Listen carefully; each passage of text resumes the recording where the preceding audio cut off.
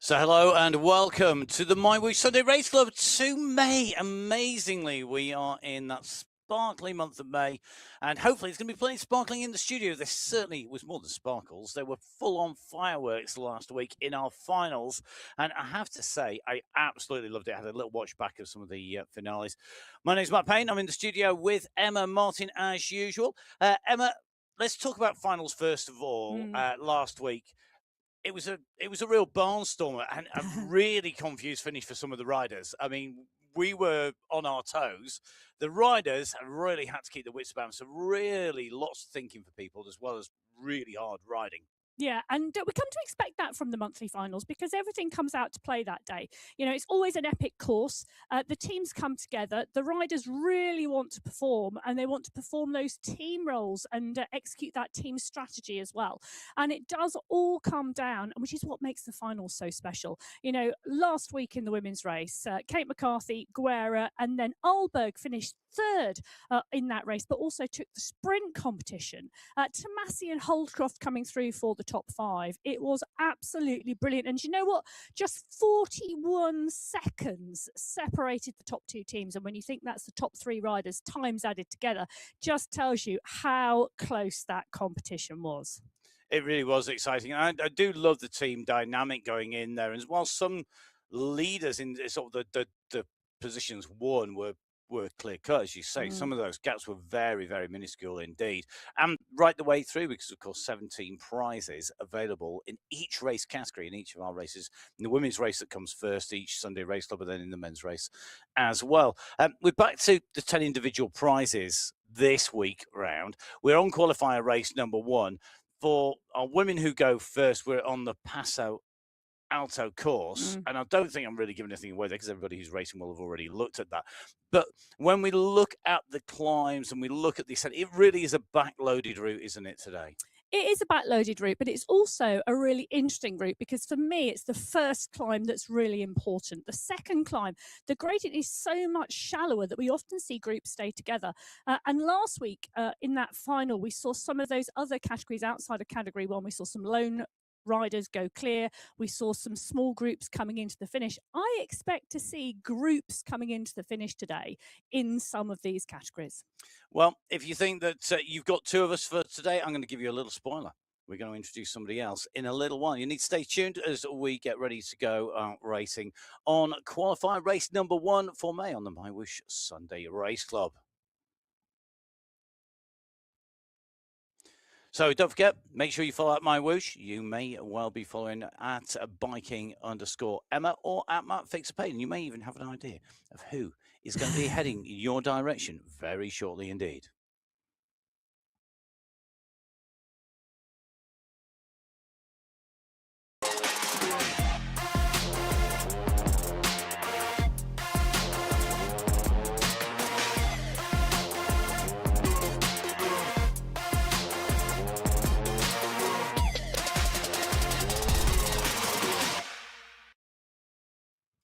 So hello and welcome. If you weren't in for the early bit of pre-show, this is May. This is Sunday Race Club, each and every Sunday for 52 Sundays in the year. And all the way through, you've got myself, Matt Payne, and Emma Martin. And today, I would like to welcome a very special guest, somebody who races the Sunday Race Club regularly, a multi-time national champion, medalist at the European Championships and at the Commonwealth Games, a rider who I can attest to always completes their intervals, although generally whenever I've seen this, it's been off in the distance and leaving me for dust. Welcome to the studio, our co-host from the World Championships, commentator extraordinaire. It is Hayley Simmons. Hi, Hayley. Hi, good morning. That was a full build-up intro there for you. On the way into our course map here, you didn't know I was going to do that. We do know we're going to be heading out on qualifier race number 1. Emma, can you take us through a race route in Colombia? Yes, I can indeed. And we are in Colombia today for the women's race. We haven't raced here since November last year, so it is the first outing of the Paso Alto this year, 35 kilometres of racing, 537 metres of climbing. Now, there are 3 early sprints sprints today. The first one of those coming at the 6.5 kilometre marker. The final one coming at 18.4. That wraps up the sprint competition before we head into the 2 climbs. The first climb, the Medellin City climb, it is indeed 5.5 kilometres long with an average gradient of 6%. They then transition for 3.5 kilometres before they hit the Bogota climb. 3.5 kilometres, but just 2.8% average gradient.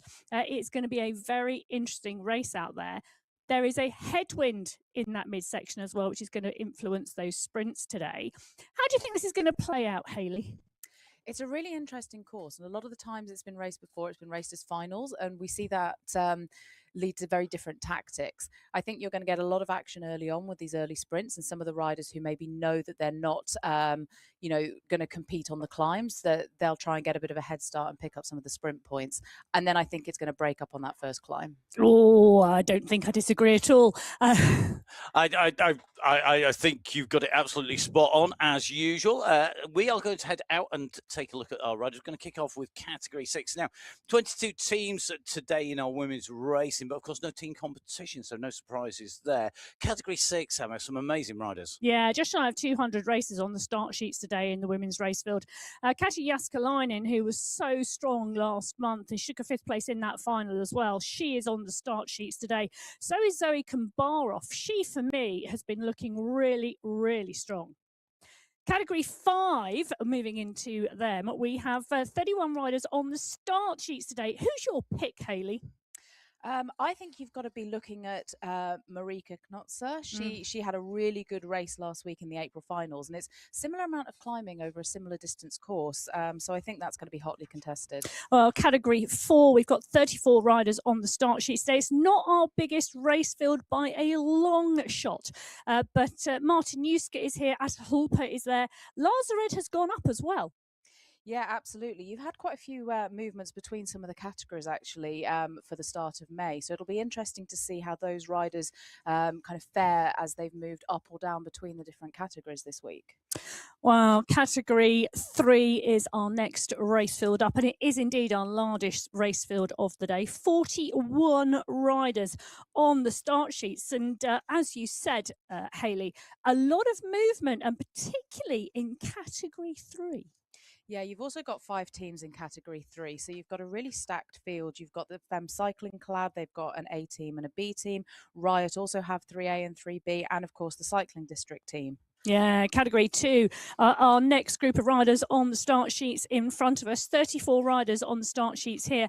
And this competition in Category 2 is always so close. Todd has come up into Category 2, and so has Maria Marb. I think they're going to be great additions. Yeah, I do as well. And actually, if you look at the team result from last week, the gaps between those teams were really tight. So I think it's going to be a battle in Category 2.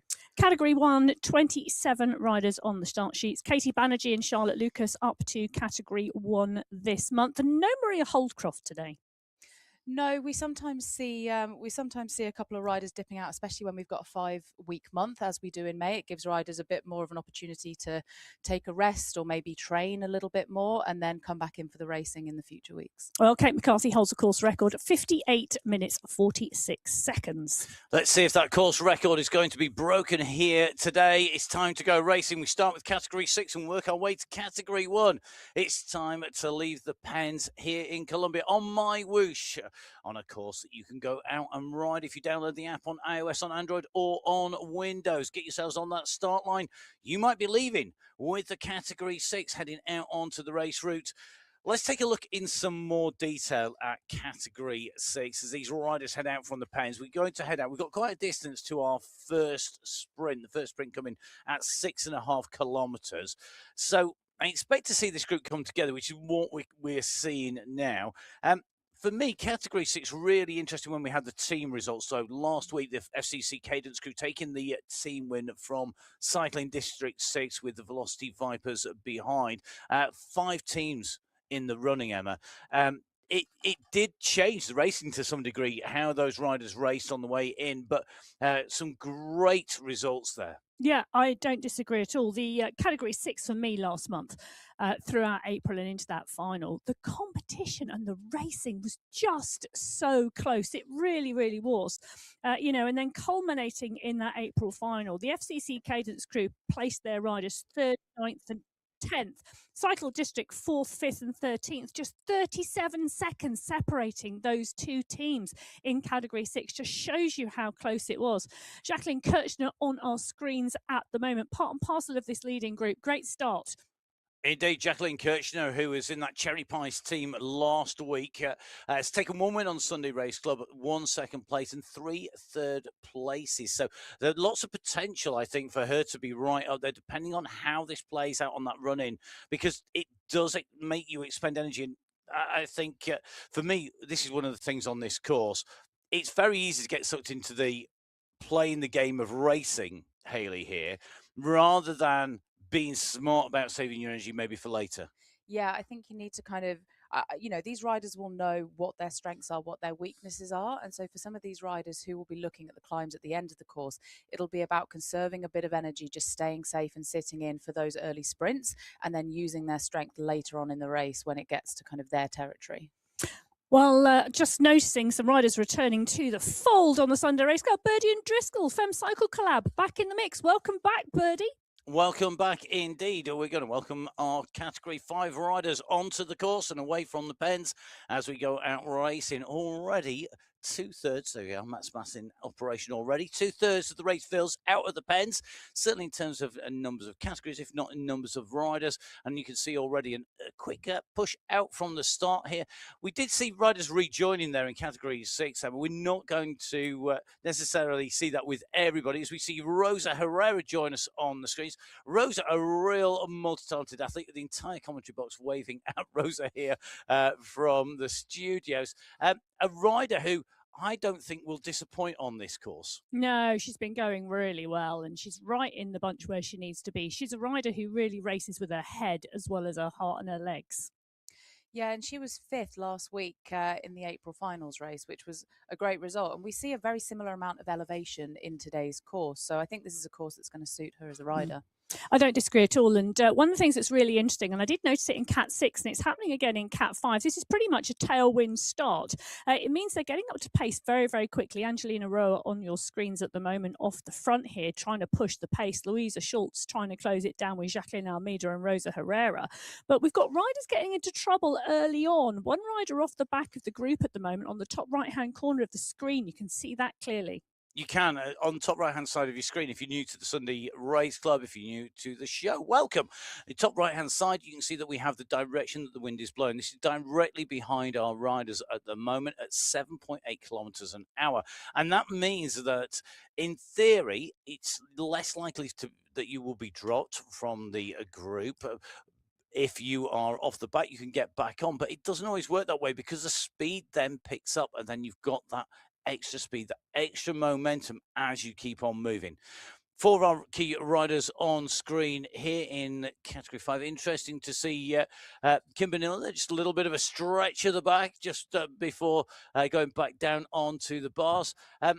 Very much the case these riders are going to get ready to go. Good to see that Alexandra Knowles has got the artwork in the background again. Our resident artist. Indeed.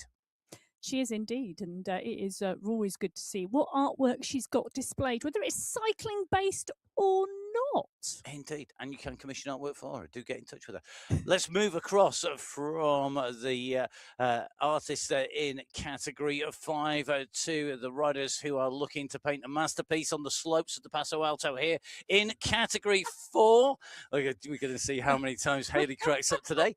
On the way through, Hannah Pekakova, one of our riders who we know is going to be looking at those sprints. She's got an explosive sprint. She's she's the antithesis of Hayley's riding style in terms of Hayley's a big diesel engine, aren't you? You are that diesel engine that can go.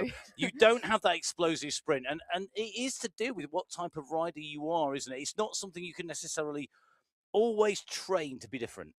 No, absolutely. It's funny, actually. I think I said to you the other day that if you see me up towards kind of in the mix at some of these intermediate sprints in the Sunday Race Club races, it's not because I'm actually going for the sprint. It's more because I'm a bit worried about being tailed off because, yeah, my peak power is non-existent. And I'm always envious at watching, both the women and the men on Sunday Race Club exploding out to take these sprint points. Well, it's one of those really interesting things, isn't it? Because you've got Shannon Martinuski on your screen at the moment, and there is something for everybody on the Sunday Race Club.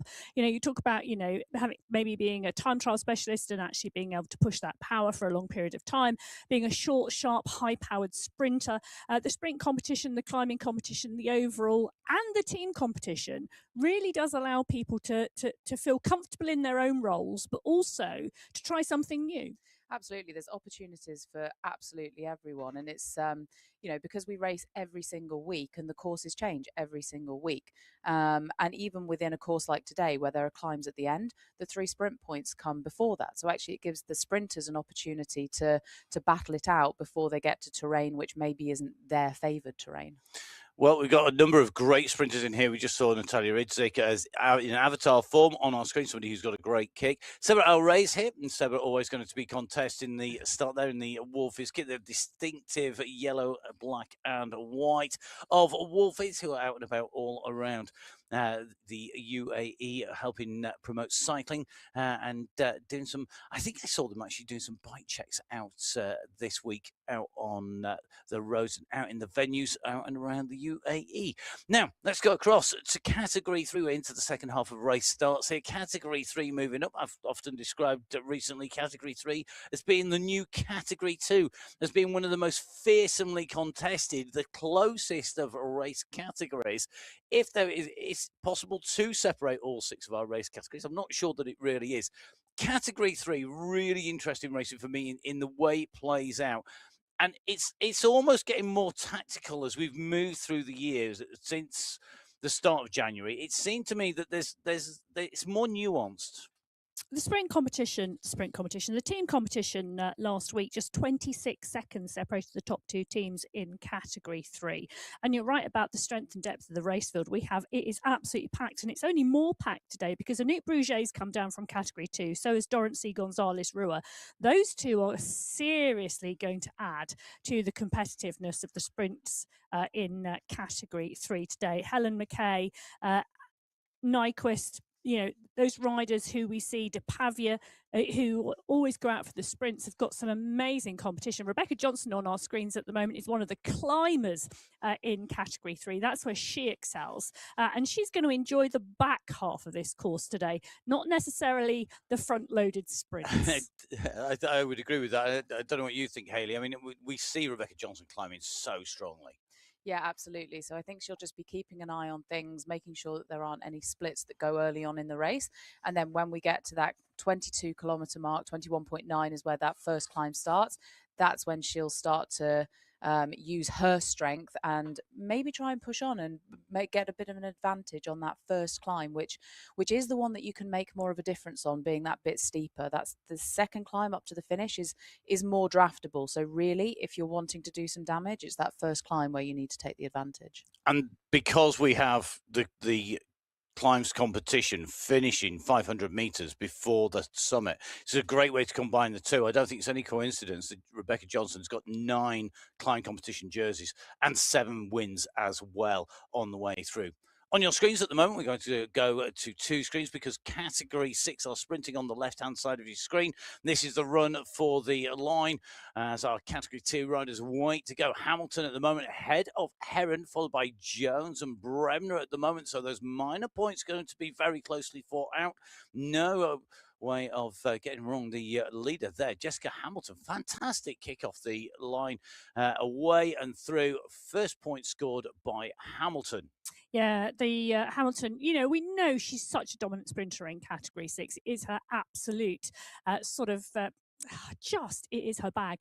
Hamilton picking up 5 points, Heron picking up 4, Jones 3, Bremner 2, Giraldo 1. 12 riders clear in that Category 6 leading group. So let's dive back in with Category 2. We're in with Holly Bergin, the Queen of Yorkshire, in action on the front, proudly waving the light blue cap and shoes that match the light blue on the Yorkshire flag. She's on the front at the moment, just stretching her legs a little bit here from that main group. Really interesting team competition last week, and I think that we can't move too much further on before we talk about that and our overall winner. Charlotte Lucas taking the race win, but she was in the second team because the Femme Cycle Club United Tempo squad of Hakkinen, Wagner and Egg, 5th, 6th and 12th place. I mean, amazing to see that. A real shake-up in the team competition last week. Yeah, the teams were really, really tight actually last week. We had that 50-second gap between the FCC United team and then what team in second. And then you only had 10 seconds between the second place team and the third team, which was the FCC United Cadence. And for 10 seconds over 3 riders that are making up the team for that team competition, it was a really hard-fought battle. And we just seen Jennifer Goslander, a rider who's now moved back down to Category 2 on our screens there. Going to be very interesting to see how she can race on this course today, because we initially knew her as a sprinter. We then saw her turn into a climber who sprints at the end of the climb. I mean, really riding to her strengths. Well, I'm just going to say congratulations to Jennifer Goslander, because outside of cycling, she was awarded her PhD this week. Oh, fantastic. Another doctor on the road. Excellent. Our educated field continues to expand. I obviously don't fall into that in any way, shape or form. Joanna Kelman on our screens here. I'm sure if Joanna had a doctorate at the moment, it would be on riding super smart towards the race victory. We'll see if she can do that as we go out with our final race category. It is Category 1, the elite riders, the cream of the crop, leaving the start pens. 35 kilometres of racing today, 537 metres of ascent. And a rider leaving the pens at the moment who I've discovered this week can talk as fast as she's pedaling at the moment.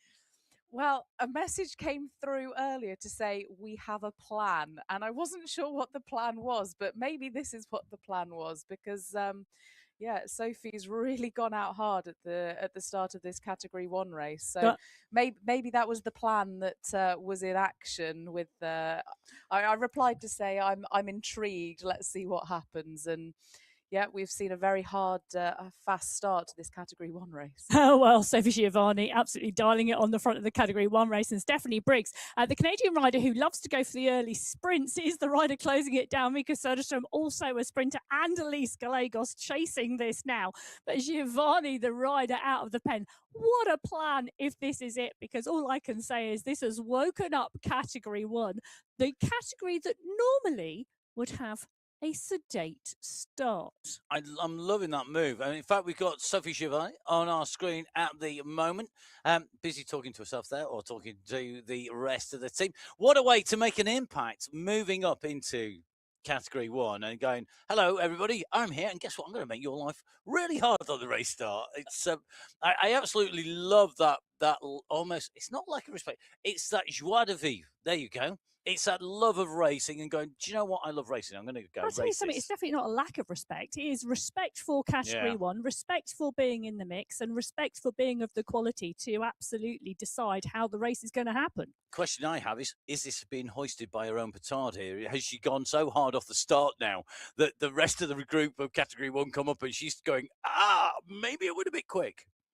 I think you've got enough time. Certainly, you know, the first sprint comes after 6.5 kilometers, but then you've got 9.3 kilometers before sprint 2. So, you know, there's time for things to settle down and get back into the mix.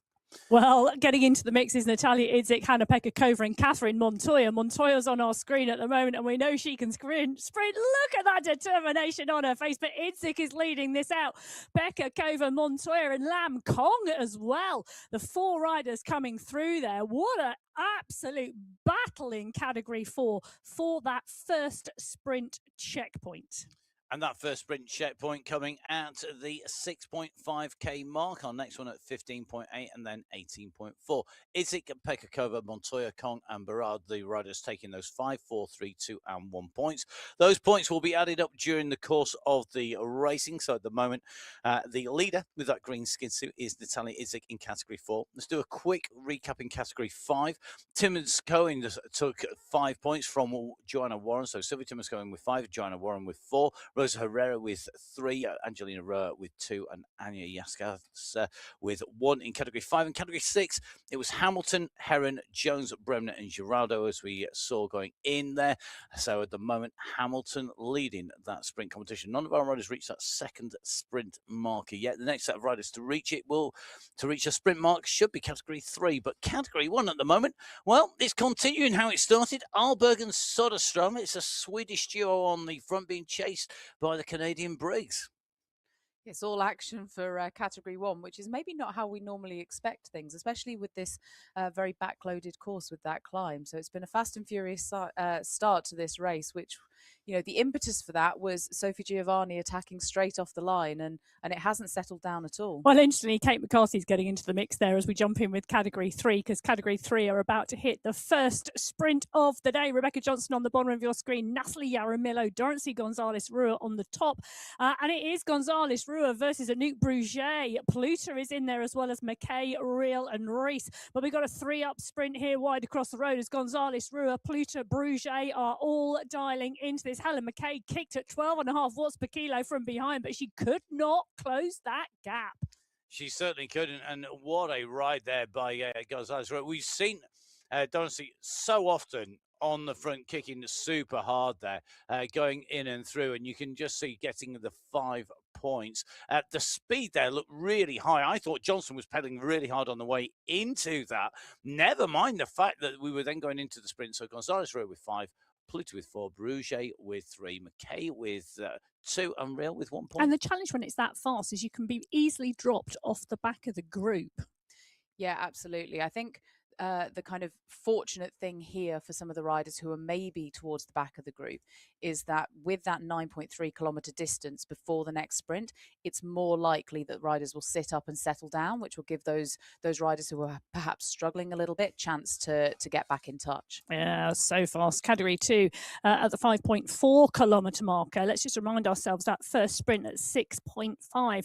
So they're just over 1 kilometer out. And this looks fairly sedate. Sedate? Well, Sedate? yes, it's a zone 3 from Gothlander it's at the moment. 41 kilometres an hour. That's like spinning your little legs off, trying to hold on to the wheels kind of territory if you're not careful. And I think one of the things for me is we see the group come together. We think it's good. So it can do that at speed. And at 40k now, you then hit these little bridges. And this is one of the things. It's that change of pace, that gradient. Each of these riders will be feeling that resistance coming through, triggered by the MyWhoosh platform, giving that resistance. And you can see the kick over the top here by Tennille Otto, really driving. And this is that run for the line. This is to gain momentum and gain speed. Take us through the sprint here, Hayley. Today Otto's gone. Gotlander's chasing hard early here. Yeah, absolutely. And I think Gotlander's really timed her run well from the high point of that bridge, using the momentum on the downhill. And now she's kicking really hard, and she's already gone past Tennille Otto. And I think she's going to have a nice, comfortable gap coming into this sprint. But Tennille Otto is actually, she's not letting her go. She's jumping back onto the wheel. And actually, if she has another kick in her, then, which it looks like she might do, she's actually going to overturn Gotlander and actually win that sprint points for this first sprint that we see on this course today. So Tennille also going through there. You can see Gotlander really dug deep, kicked hard, went over the top. The gap started to open, and then Otto found that extra reserve, that second kick. That's real sprinter territory. We've seen Tennille Otto regularly taking away sprints. She's done that again here today. Tennille Otto, a real sprint specialist in lots of ways. 8 sprint jerseys so far. She takes the 5 points and gets the sprint skin suit already from Gotlander in second place. Todd in third. Correa in to fourth place there with Malene Prost in 5th place. That's in category 2. And category 1, they're not that far behind. This fast start in category 1, I think we're going to see category 1 and 2. This is a really easy prediction to make. Come together early. There you go. Statement. I went to the school of stating the obvious. Yeah, a lot earlier than we would expect, and it's all due to this very, very fast start in category 1. And as you were saying, maybe not a sedate start in category 2, but a more controlled start in category 2.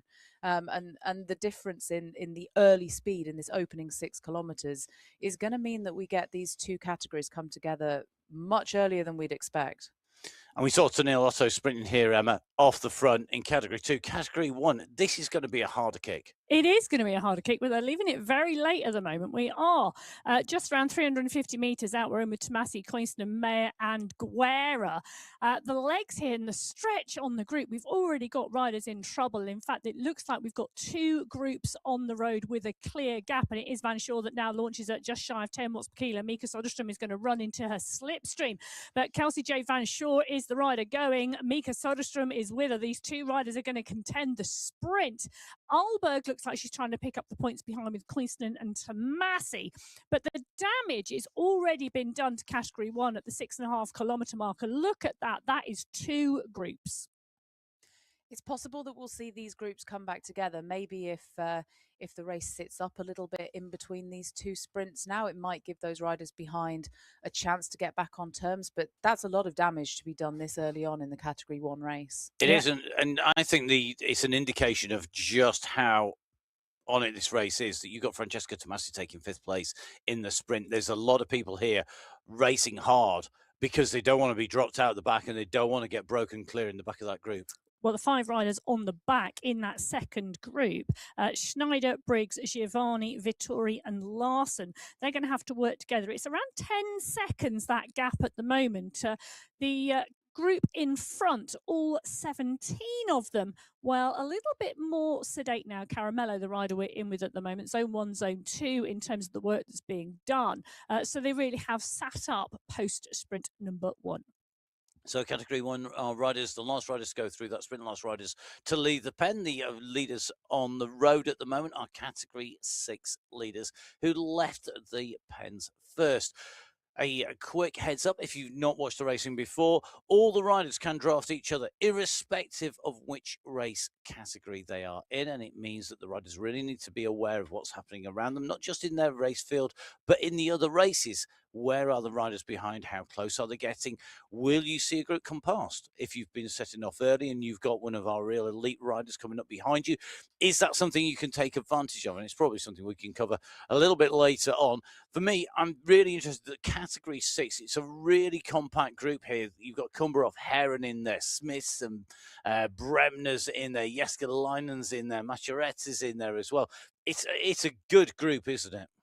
It is a good group, but surprisingly, it is a group that has shed a lot of riders so far. Let's just remind ourselves, after the first sprint, 12 riders were in the leading group. I think that's down to around 9 now.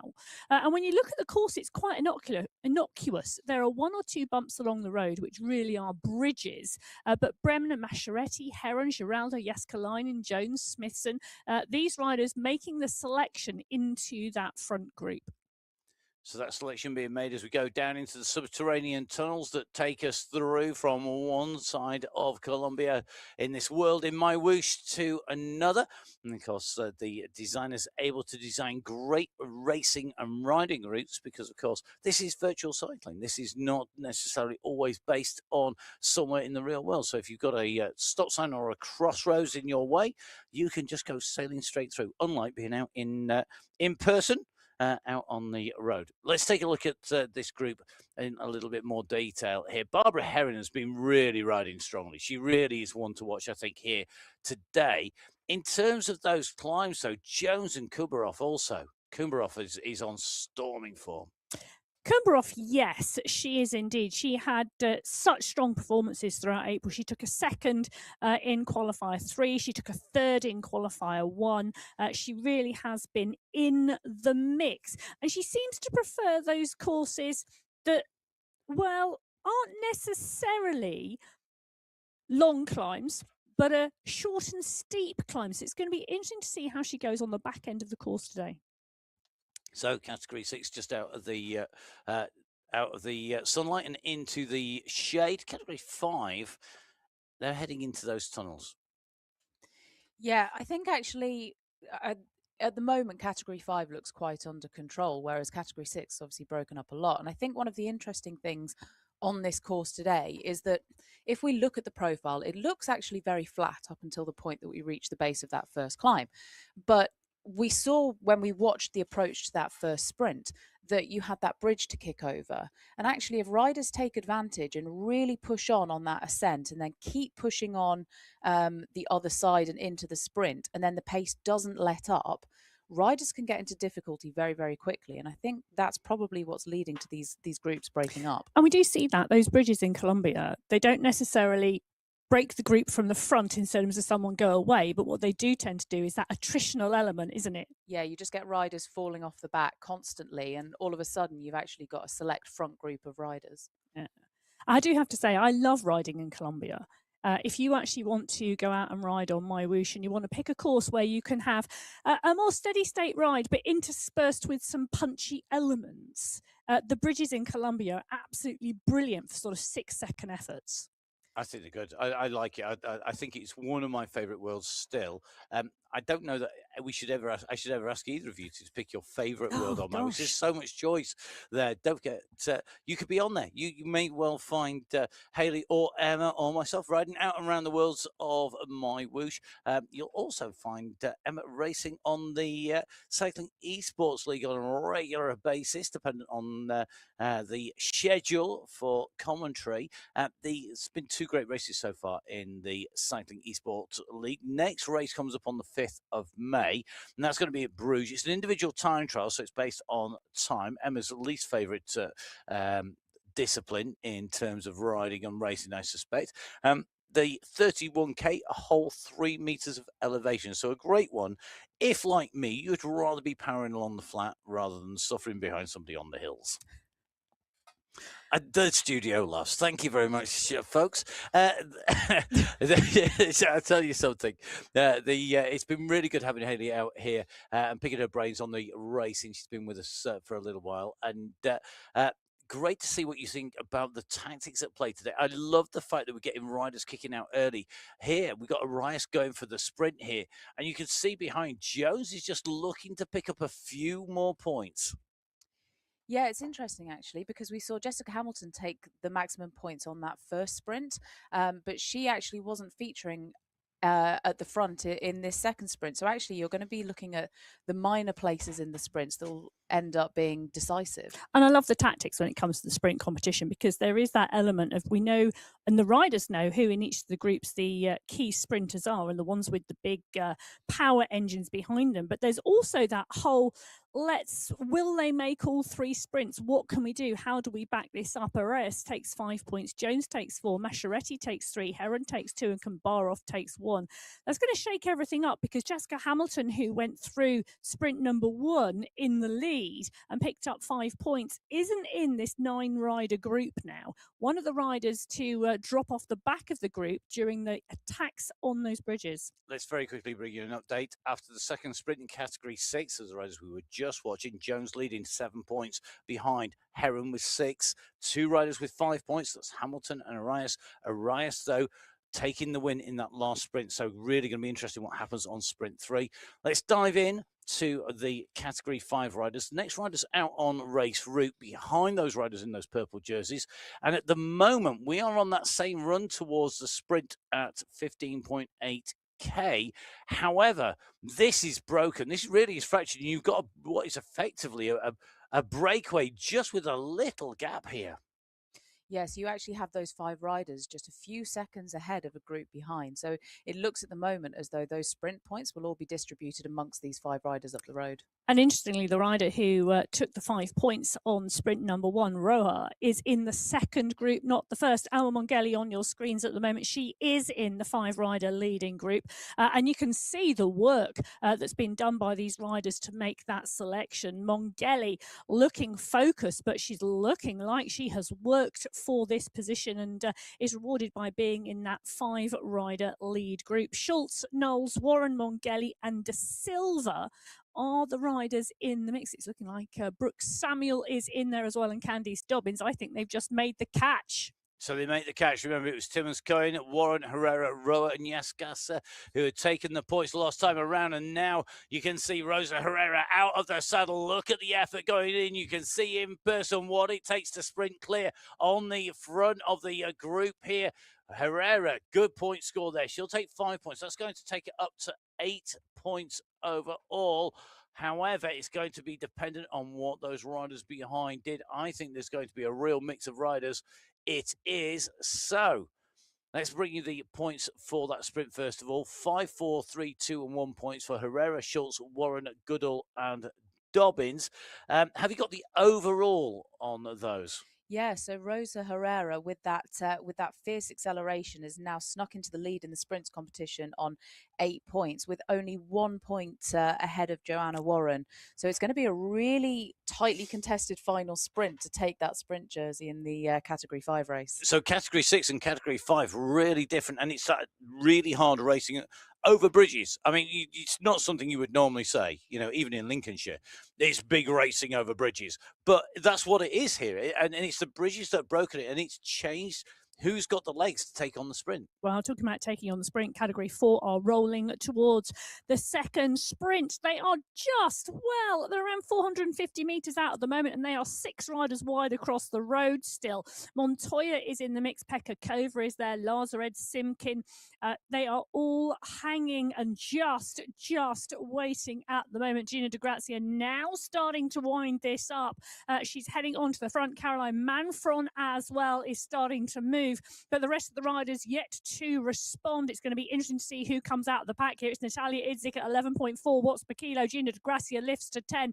Razura Haglin as well is starting to ride, but it's Idzik going clear. She's in that green skin suit, having picked up maximum points on sprint number 1. She picks up maximum points on sprint number 2. Haglin, DeGrazia, Kong, man from all in the mix. Barad not out of it. Neither was Pekka Kova. We're going to wait for those positions to be confirmed on the second sprint. But Idzik, a clear leader there. Maximum points, 10 points for her. Behind Haglin scoring 4, Manfron scoring 3, DeGrazia scoring 2, and Lancon scoring 1. And that is going to shake up the overall as we see Category 3 running in. Helen McKay with the gap. Nyquist coming behind, but not going to have enough to come past. Leads that group through, I think, but Real, Gonzalez, Roa, Vasson, you could have thrown one photo finish picture over the entire bunch. They were all coming through at speed there in Category 3. Here are the points in Category 3. It's McKay from Real, from Gonzalez, Roa, Nyquist, and Vyson. Those are the points in Category 3. And that means it's Gonzalez, Roa leading with 8 points, McKay with 7, Real with 5, Pluto with 4, Bruget with 3, Nyquist with 2, and Vasson with 1.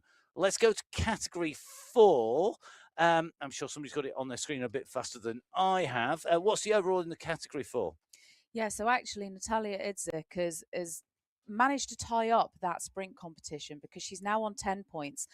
So she's 6 points clear of Perakova, who's in second place, and Hagelin in third place. They're both tied on 4 points. With that 6 point advantage, she should have sealed up the sprint competition for today's race in Category 4. I think that's a really smart move, don't you, Emma? Idzik takes the win with 2 sprints done, now can focus on recovery before the climb. Doesn't need to go for that third sprint.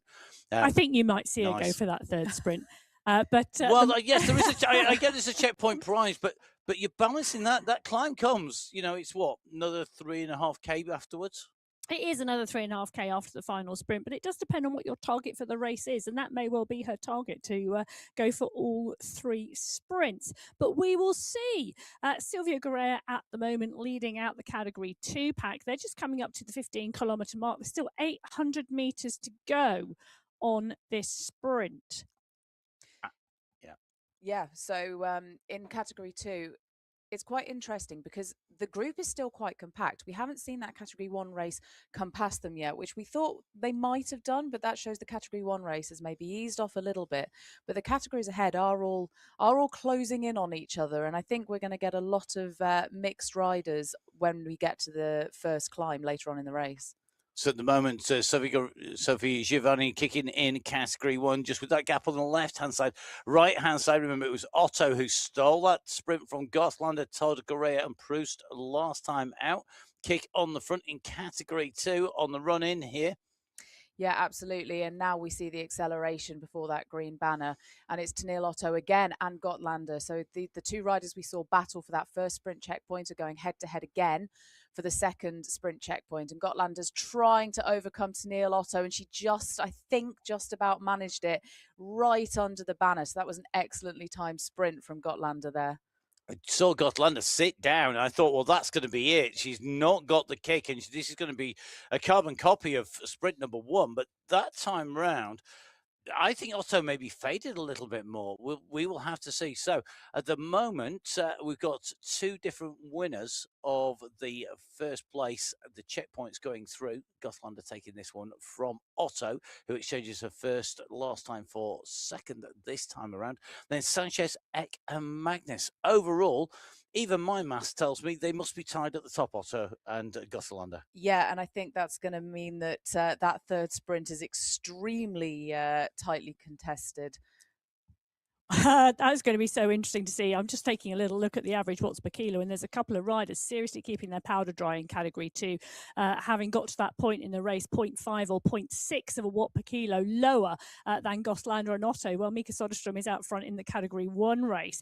Sophie Giovanni is 9 seconds back. The pack at 17 seconds. Soderstrom and Giovanni had gone out for the sprints, and while the pack haven't responded, but Mika Soderstrom has gone over the top of Sophie Giovanni. Soderstrom's going to go underneath the banner. She doesn't need to pick the pace. Giovanni is holding it steady behind. She's still got a gap back to the group. I think it'd be very interesting to see who takes the points behind, because Soderstrom is going to go into 10 points, and that means that it's going to be really very much the case that she's got this sewn up, unless you see Van Shore, Alba, Coista, or Tomasi really score big here today, and Giovanni's going to be mopping up 4 points. Yeah, which will be really helpful to Mika Soderstrom, because Sophie didn't score any points at that first sprint checkpoint. So here, taking the 4 points, it gives Mika Soderstrom just a little bit more of a buffer at the top of that sprint, the sprint jersey classification. Well, Giovanni coming through, and there is the pack behind. The pack behind, Van Hove, Vittori, Guerra, Biarhead, they are all in there. Soderstrom taking that 5 points, Giovanni taking 4. Schneider, Gallegos and Van Hove, the riders rounding it out. That is on your screen at the moment at the San Gil Sprint. What I think is interesting, looking at the rider list on the right-hand side, is that Mika Soderstrom hasn't sat up. And you often see this when you've got a small gap between sprint checkpoints. We've only got 2.6 kilometers. So actually, if Mika Soderstrom has looked at this course and thought, you know what, maybe the finish of this isn't for me. Maybe I'm not going to get, a top 10 result individually, but at the end of the day. But she knows, we know how strong a sprinter Mika Soderstrom is. So actually, she's pushed on after this second sprint. It looks like she's going to continue to try and ride solo, take the points on sprint 3, maybe even then get a bit of a head start on that climb. Personally, my view is don't worry about it. She's won it. Mika Soderstrom, 10 points. Van Shore, 4. Giovanni, 4. So no matter what happens, I mean, it's good as insurance and it's a bit of sliding room now. Yeah, but it was a great tactic. If it had played out, she got the gap, and I get what you're saying, and I am being a little bit facetious here. I think she's got that gap, and it was a great tactic. But what she doesn't now need to continue it onwards unless she wants that sliding room. And it does happen. Sometimes you roll the dice, and actually it plays out even better than you thought. You've also got to think about the fact that Soderstrom is part and parcel of Ablock International. Ablock International, dominant team. In fact, they took the win last week in that April final. But they ride as a team, regardless of whether it's the final or not. Putting Soderstrom down the road is a great tactic because McCarthy, Kolchinsky and Hermansen are in the group. Yeah, I really like seeing the development of some of these teams especially within the women's race, where actually they organise themselves. They do use more of the team tactics that we see play out on the road. And I really love seeing that play out on MyWhoosh Sunday Race Club. So let's dive in with Category 6. Our leaders on the road, because we've gone through our final sprint with Category 6. Georgina Jones took second place to Angie Arias, who took first place. And it means that Jones hops over the top of Arias and goes into the lead with 11 points. So in terms of the sprint competition, Jones winning the sprint competition from Arias and Heron.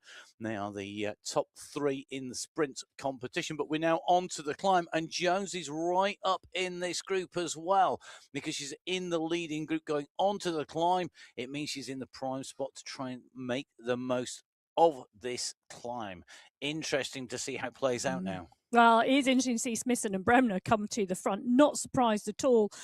Jones is there as well. Smithson and Bremner will climb strongly. We know they are good climbers. Georgina Jones as well in that sprint skin suit. Because she's in green, don't discount her climbing ability.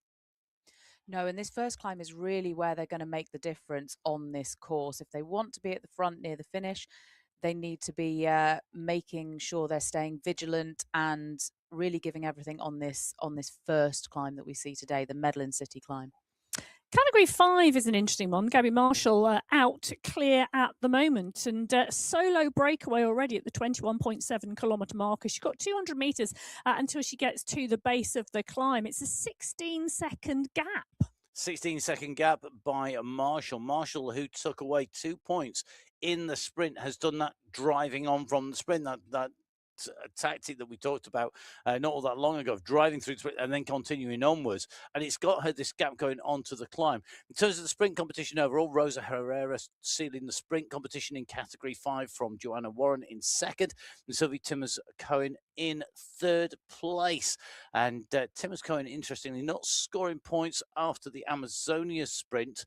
2 wins for Herrera, both second and third sprints, plus taking away third place in sprint number 1, really putting her in prime position, but also showing that she's on good form. And that may well translate as we go on to the slopes here of our climb at number 1, the Medellin City climb. A quick reminder, 2 categorized climbs: the Medellin City climb number 1, the Bogota climb number 2, 5, 4, 3, 2 and 1 points respectively. Prize for the first rider over the line at the summit of each of those climbs in each category, plus of course there's that overall climbers competition. And because the finish is 500 meters from the finish and it keeps on going up, the only way is indeed up. You don't need to be Yaz and the plastic population to get a hit at the very top. Emma's favourite group, that at one stage in her life, apparently. So I've been told. I used to like that tune. I know. Reminds me of a holiday. You told us on the show several times. There you go. Well, Alexandra Knowles isn't on holiday today. She's on her bike and she's on the Sunday Race Club. She's part and parcel of this leading group in Category 5. Amy Loxley is there, Jacqueline Almeida and Damnice. Marika Notes is in the mix as well. The pack rolling, well, they're wide across the road. They're on the base of the climb. They're 400 metres now, 500 metres into the Medellin City climb. And they are all still riding together. Mongeli, Dobbins, Samuel and Almeida on your screens at the moment. And you can see 4 riders all seated, all together in the group. The climb has started. They're all tapping out a rhythm, aren't they? I love that. I love this shot because you really get to see the style of the riders. Yeah, and just as you said, 4 riders seated. We've got seeing Brooke Samuel now get out of the saddle and just start to stretch her legs a little bit. But it's always really interesting to me to see the different riding styles and climbing styles of some of these riders throughout the categories. And that's one of the great things about getting a shot into these pain caves on a Sunday morning. And Marshall, is still 9 seconds down the road. This group are not responding immediately to give chase. It is a long climb. This climb is 5.5 kilometres long. They've got time, haven't they? Absolutely. You can make such a difference on a long climb like this.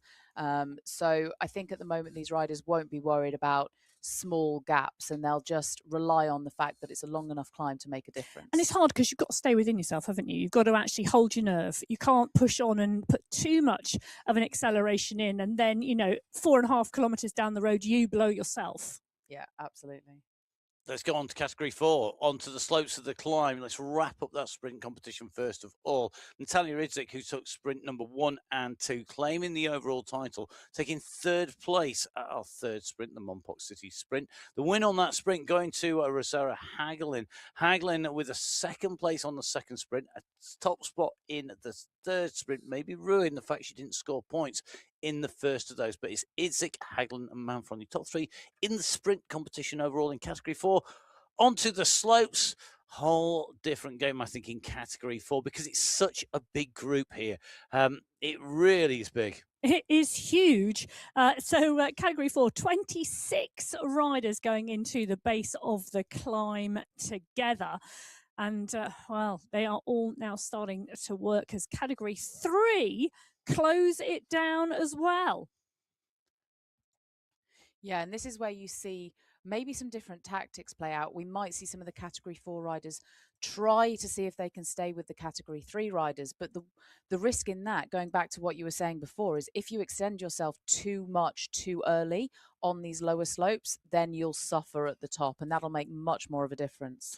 Category 3, I'm going to very quickly jump in on the sprint competition because it's a very similar situation between category 4 and category 3 on the road. 26 riders in both race fields coming through the sprints together. Gonzalez Ruhr, who took the winning sprint 1, repeated that on sprint 3 to take away maximum points in the final sprint. It put her at 13 points, clear of Helen McKay with 9 in 2nd, and Anouk Bruchet in 3rd on 7 points. So the sprint competition really hard fought, riders battling it out at the top of the standings there. Yeah, and Yaramillo and Reese really starting to climb very strongly. Anna Russell paying close attention. So is Natalie Brooke.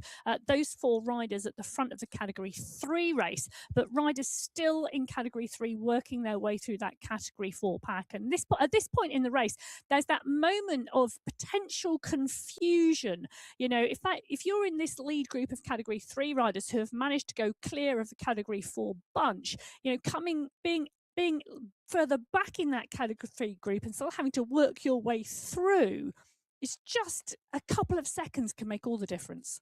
I think this is where you really need to know yourself as a rider as well and know your own best tactics. It's difficult because on this kind of climb, you don't want to let groups of riders get too far up the road. So you might have to put in those extra accelerations, try and go with the groups ahead. But at the same time, you don't want to overcook it too much. You've then obviously got riders from other categories trying to get a bit further up the road by seeing how long they can cling on to the riders from the category that are coming past. But with such a long climb, you know, that most of the rest of this course today is uphill. There's very little that isn't uphill. And so we're going to start to see these big groups splinter quite considerably, I think. Well, really great to see Nazli Jaramillo, one of our leading riders here in that MyWhoosh Championship kit. This is an unusual view for me to see this kit over the past week. Usually I've been watching Hayley ride off into the distance, and I've been seeing the back of the kit as she disappeared off up the road. At the moment, going up the road, though, you can see Jaramillo really is going to have to watch the riders around her. This group, very, very close together indeed. They are. I'll tell you who's not very close together, and that's Mika Soderstrom. At the final sprint, the Monpok City Sprint at the 18.4 kilometre marker, she had 40 seconds on the group. We are now at the 22.5 kilometre marker. Soderstrom is on the climb, and she's now got 1 minute and 30. That's a big gap to give Mika Soderstrom. We know she sprints, and she sprints really strongly. And we've seen this tactic from her before, where she's gone down the road and got a substantial gap. And then on the climb, well, the group have come back to her. But 1:30 is a big gap. It is yo-yo, and it's a big gap. And Soderstrom cleaning up in the sprints, 3 sprints, 3 wins, taking away that sprint jersey in category 1 on the left-hand side of your screen. On the main screen now, it is category 2, where Jennifer Goslander and Tennille Otto lost. We were with them. We're battling for the sprint competition. They were tied on 9 points, so it did come down to that final sprint. And in the final sprint, it was Goslander who took the sprint ahead of Otto, sealing the win in that sprint competition. So Goslander, Otto and Sanchez, your top 3 in the sprint competition. But we need to think about the climbs. We need to think about Heather Shanks, a rider on form, riding really, really strongly. Yeah, so category 2, you can see that it's was maybe a little bit more cagey before getting to the base of this climb compared to the other categories, because 31 riders came through that final sprint together, with only one rider struggling a little bit and being distanced. But now we see the fireworks starting to come in the Category 2 race as riders start to push on at the front. And I think this is where we're going to start to see that Category 2 pack split up, and you can see now just more riders starting to struggle at the back and just being slightly distanced as the front of this Category 2 field starts to push on this climb. And Heather Shanks is one of those riders who's moved from Category 3 to Category 2, back to Category 3, back to Category 2. And that yo-yo in between, it does make the racing very different, doesn't it? Well, and let's not forget, she took a podium outdoors last week at the Taplock Ness. So, she's balancing that outdoor-indoor at the moment and riding both of them strongly and in some great form. Talking about great form, Nicole May has been on some great form recently. We've seen her really, really active in Category 1, closing down gaps, climbing really, really strongly. Maya on your screens at the moment. She's got Guerra for company, Tomasi and Koisonen, all four of those riders up and out the saddle, dancing on the pedals on the early slopes here. The gap to Mika Soderstrom coming down. Soderstrom tapping in a rhythm at around 4 watts per kilo. But this pack here on the hunt, well, they are over 6 watts per kilo on these early slopes at the moment. And you've got to be confident, Hayley, if you go here out of this group and you are not called Gabby Guerra or basically Kate McCarthy. Yes.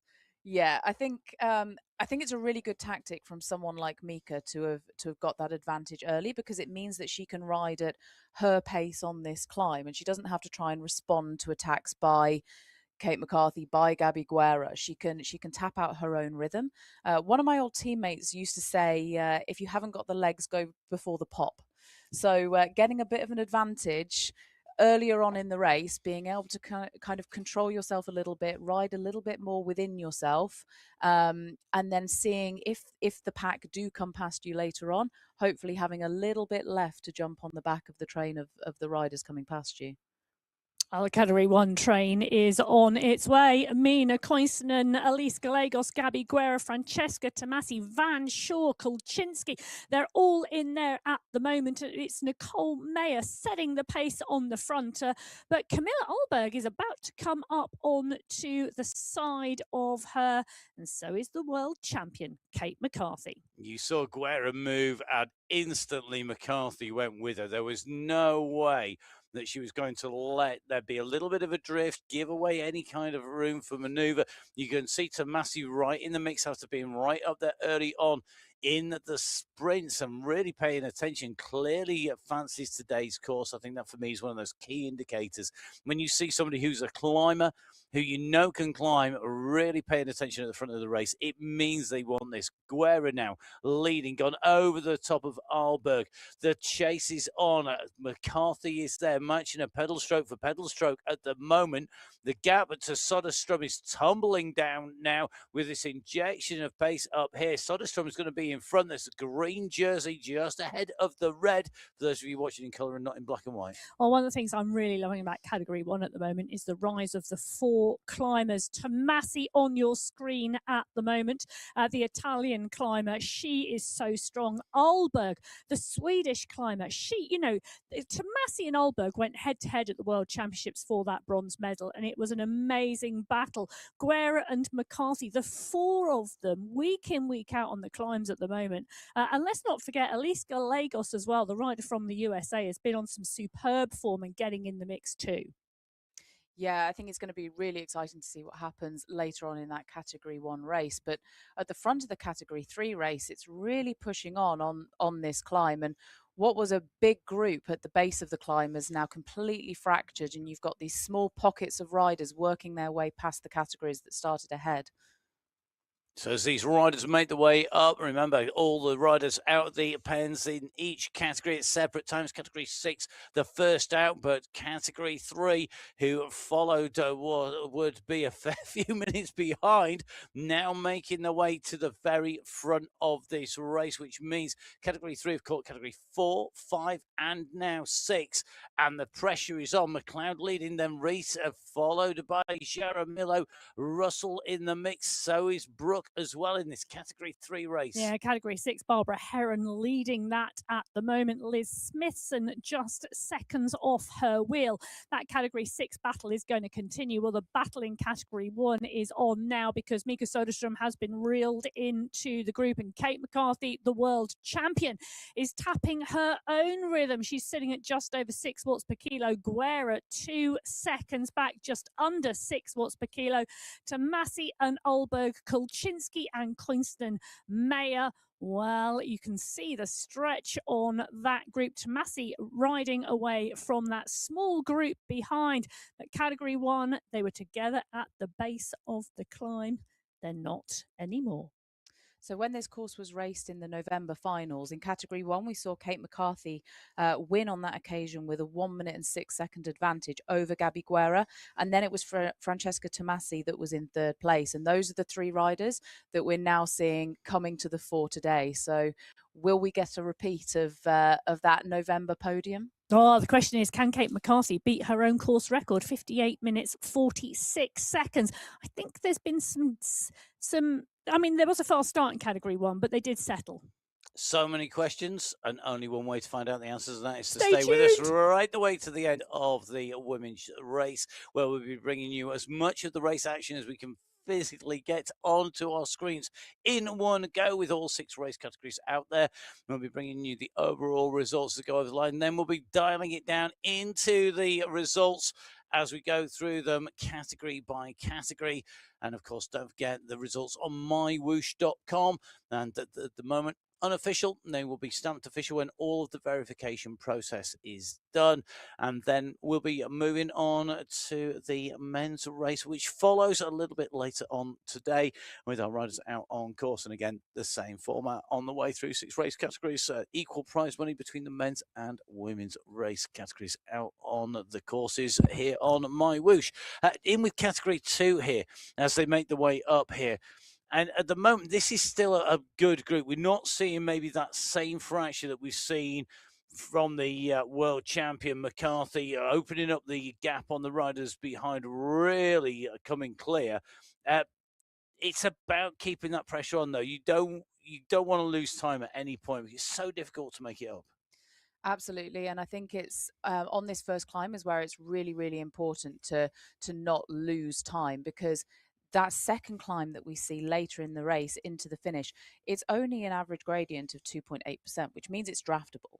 This first climb is far less draftable. So if you can stay on terms on this first climb, potentially take a little bit of recovery in the 3.6 kilometers that come between the 2 climbs, then actually you've got a really good chance of being able to sit in the wheels more on that Bogota climb that takes us into the finish. And just in terms of that in-between section that's known as FRB, flat rolling bumpy, as Emma shakes head, you said it.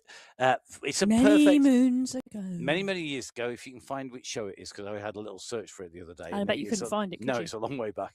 I didn't have that much time. I have to say, it is a great description of what it is. It does what it says on the tin. It's flat, it's rolling, it's bumpy.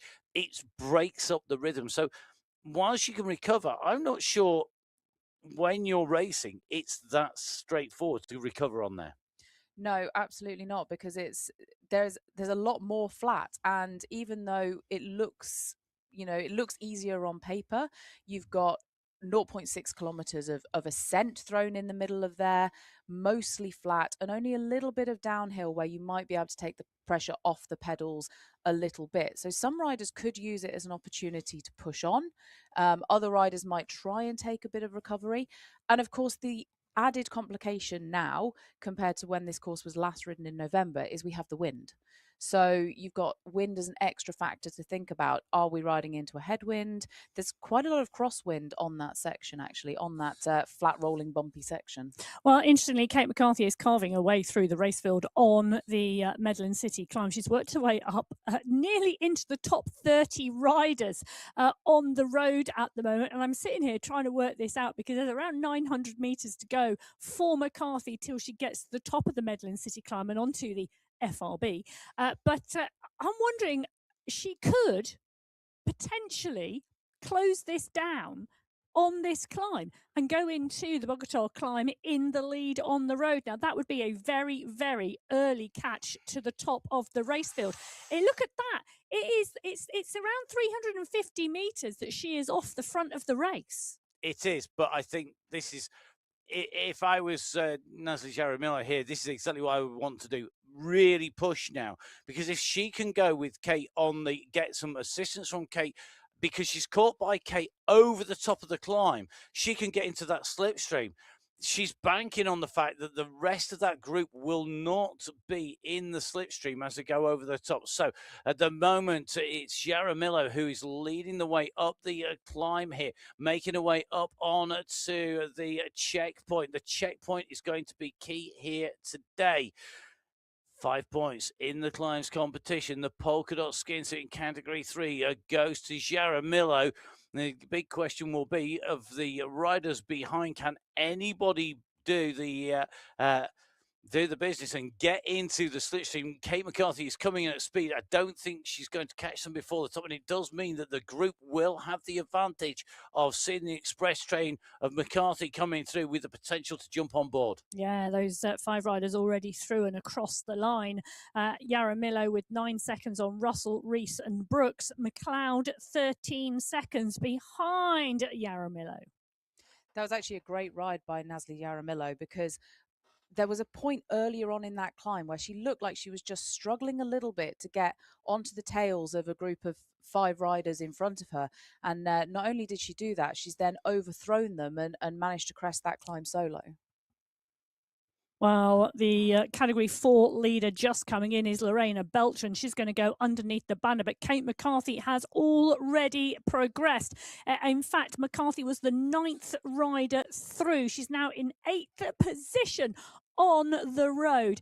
So she is working her way through that. But Lorena Beltran on your screen leading the category 4 race. But Manfron is not far behind. In fact, there is a number of red jerseys in that shot. There certainly is. Now, category 4, scoring points on the way through Beltran, Manfron, Liu, Zawiska, along with Atahualpa. Category 1 riders, Guerra and Tomasi chasing the gaps at the moment from McCarthy. It's 16 seconds as they went over the top of the Medellin City climb between McCarthy and Guerra, and the time gap to Tomasi, 39 seconds. Mina Coyston absolutely flying at the moment, 48 seconds down, and that is a phenomenal ride by Coyston. She's clear of Alberg, Mayer and Kolczynski. That's an incredible ride by Coyston to be that close to these leading 3 riders at the top of the Medellin City climb. And, if she can now take a little bit of recovery on this FRB section, Yep. and then pace herself nicely on this Bogota climb, then I think she could finish in a really good position today.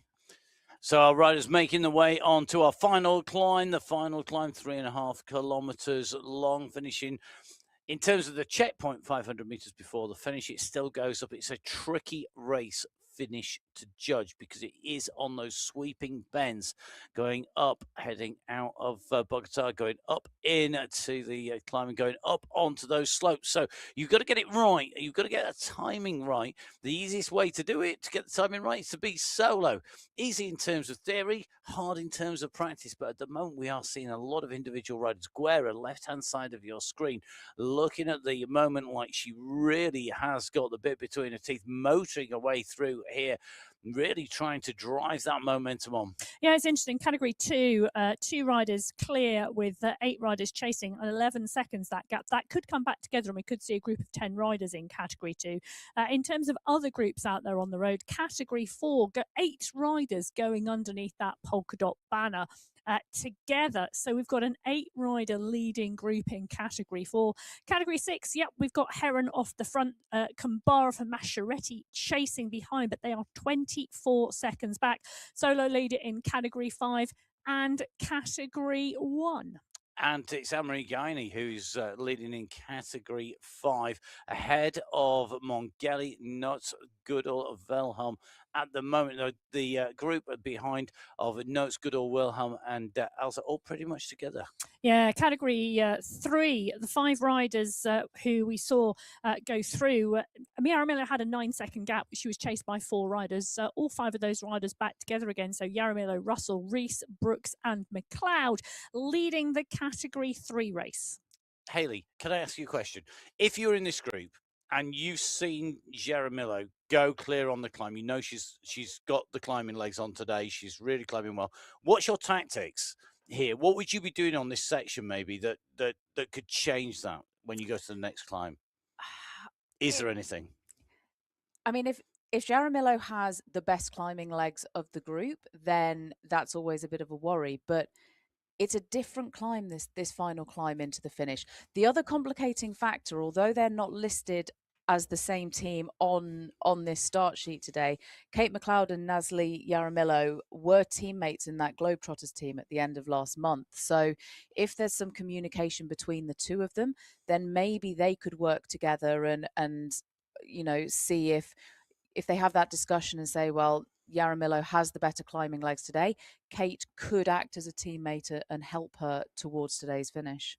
4.4 kilometres from that finish line, and Kate McCarthy goes through the leading group of Category 3 riders on the road. She goes straight through the middle and over the top and out the other side. McCarthy, Category 1 leader, 53 minutes of racing so far. She is now leader on the road. McCarthy leading the gap back now to Guerra, 22 seconds, chasing hard behind. Can she do anything about McCarthy between here and the finish? Very difficult to do so. Very interesting to see the tactics there of the Category 3 riders. They didn't blink at all when Kate McCarthy went through. There was not even, I didn't see anybody respond to that. I think that's smart, because I think we're now approaching the start of this final climb. And I think the Category 3 riders in that group know that if they try and stay with Kate McCarthy, they could risk blowing themselves up. And if, say, one of them tried to go with her and the other 4 stayed a bit calmer, worked together on the climb, at the point in which that other rider inevitably gets dropped by Kate McCarthy, there could have been such an energy expenditure that they'll then end up 5th out of that group. It's far more intelligent, I think, for those 5 riders to stay calm, stay together, and then battle it out between them on this final climb.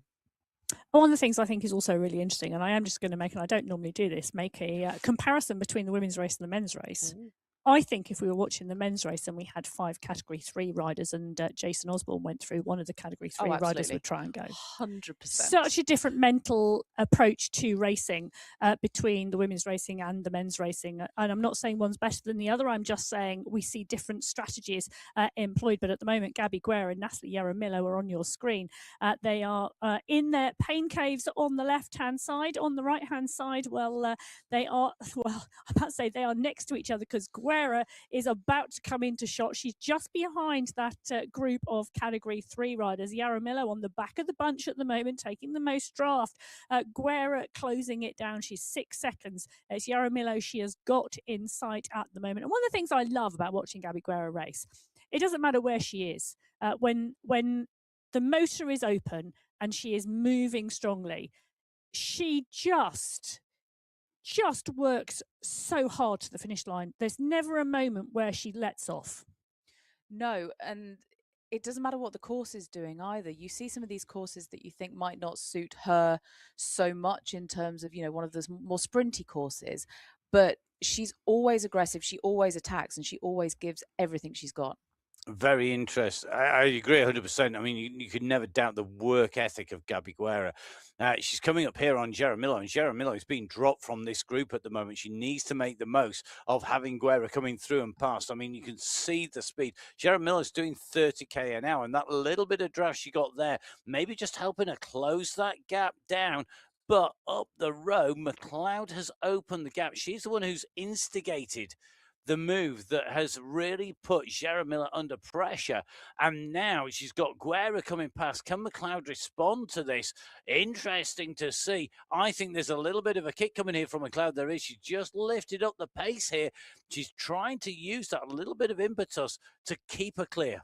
This is a really good course for Kate McLeod, actually, because she's got a good sustained power, but she does actually have a quite a good kick on her, quite a good short-term effort. So she can use that to maybe get herself onto the wheel of Gabby Guerra and take that bit of an advantage and maybe increase the distance between her and the other 4 riders in this Category 3 race. Well, Guerra now working her way into second on the road. Their only rider ahead of her now is Kate McCarthy, the world champion. It's around 26 seconds that Guerra is down on McCarthy at the moment. She's at the 33-kilometre marker.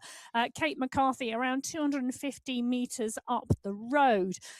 They are moving now to the finish line. The finish line today coming at the 35-kilometre mark. The polka dot banner coming 500 metres before it. Now, just taking a little look down into this group here, you can see 3 of our key riders on your screens in the pain cave. Francesca Tomasi, along with Nicole Mayer and Mina Koistunen.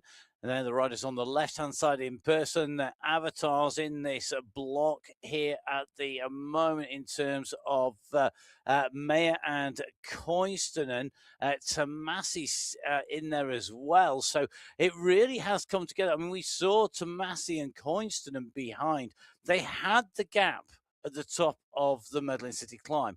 The FRB section has taken place. Have gone through that. It's come together, and now it's all about that kick. Tomasi kicks out of the saddle here. You can see really putting the pressure on. Response comes from Mayer and Koistunen. Koistunen, the nearest rider, the quickest to react there.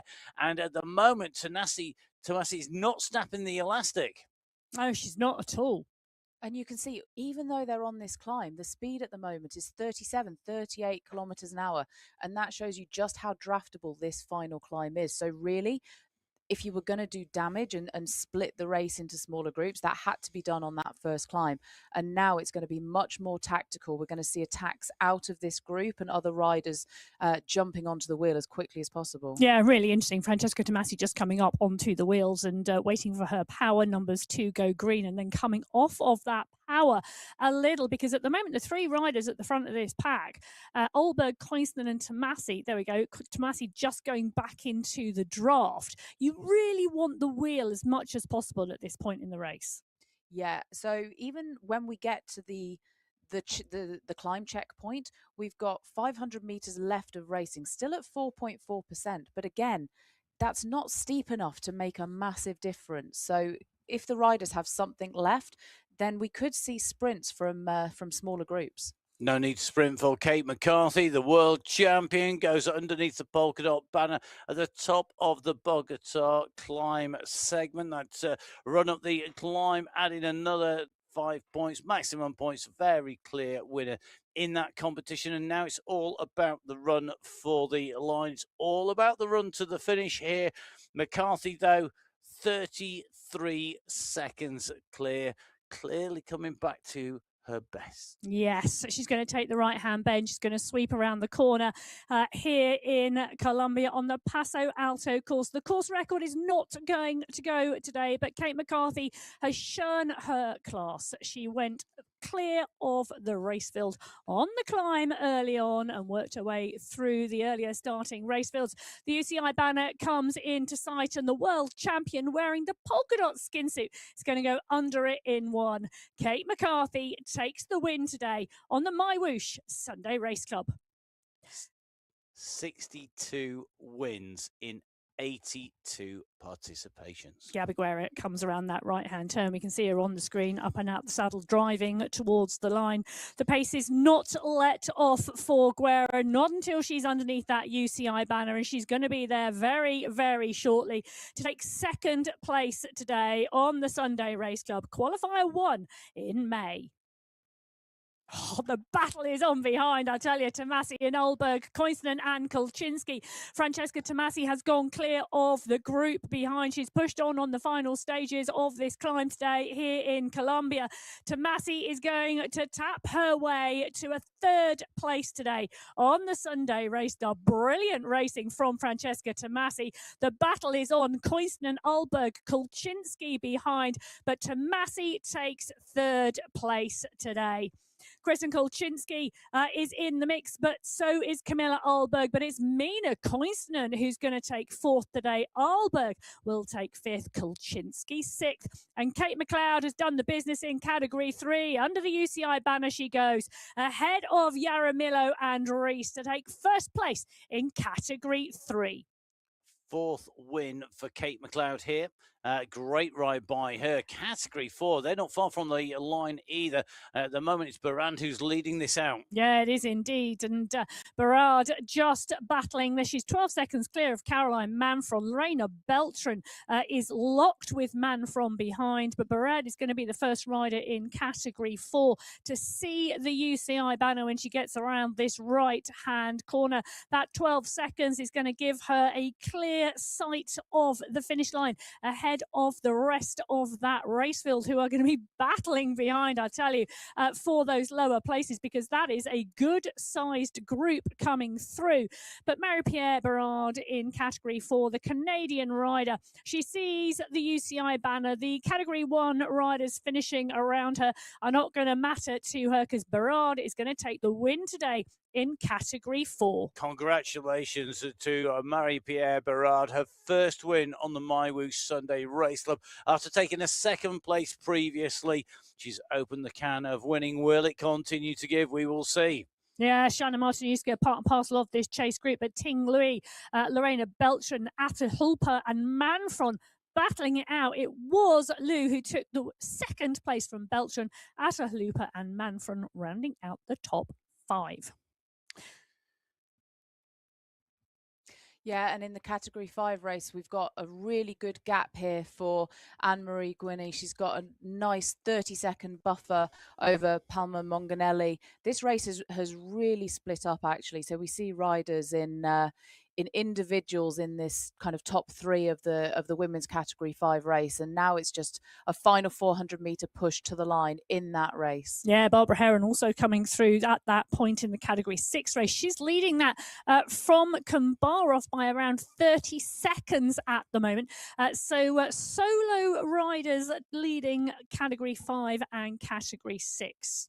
And both Barbara Heron and Anne-Marie Guiney not taking a win on the MyWhoosh Sunday Race Club yet. So this is going to be their maiden wins as well. Seeing some really new faces on the top of the podium. Yeah, Category 2 have already come underneath the line, and Katarzyna Wellner took the win from Vanessa Murray.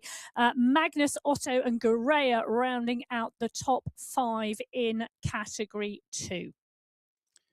So fast and furious finishes as these categories all come together on the slopes here in Colombia on this climb, the double climb that takes you up to our race finish here for qualifier race number 1 in the women's race for May.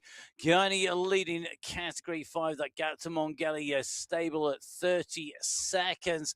Anne-Marie Guiney doing a really good job here. She knows she's got that race won. She doesn't need to push too hard on the pedals on the end here. She can really savour the moment coming to the line. Yeah, Guiney looks up. She sees the UCI banner. She's going to go underneath it in first place today in Category 5. Great race from her. Mongelli looking like she's going to take second place there. But in Category 6, she's wearing the polka dot skin suit, is Barbara Heron. She's going to take first place in that Category 6 race. 1 hour, 17 minutes of racing. 28 seconds clear of Kumbarov, who will come through for second.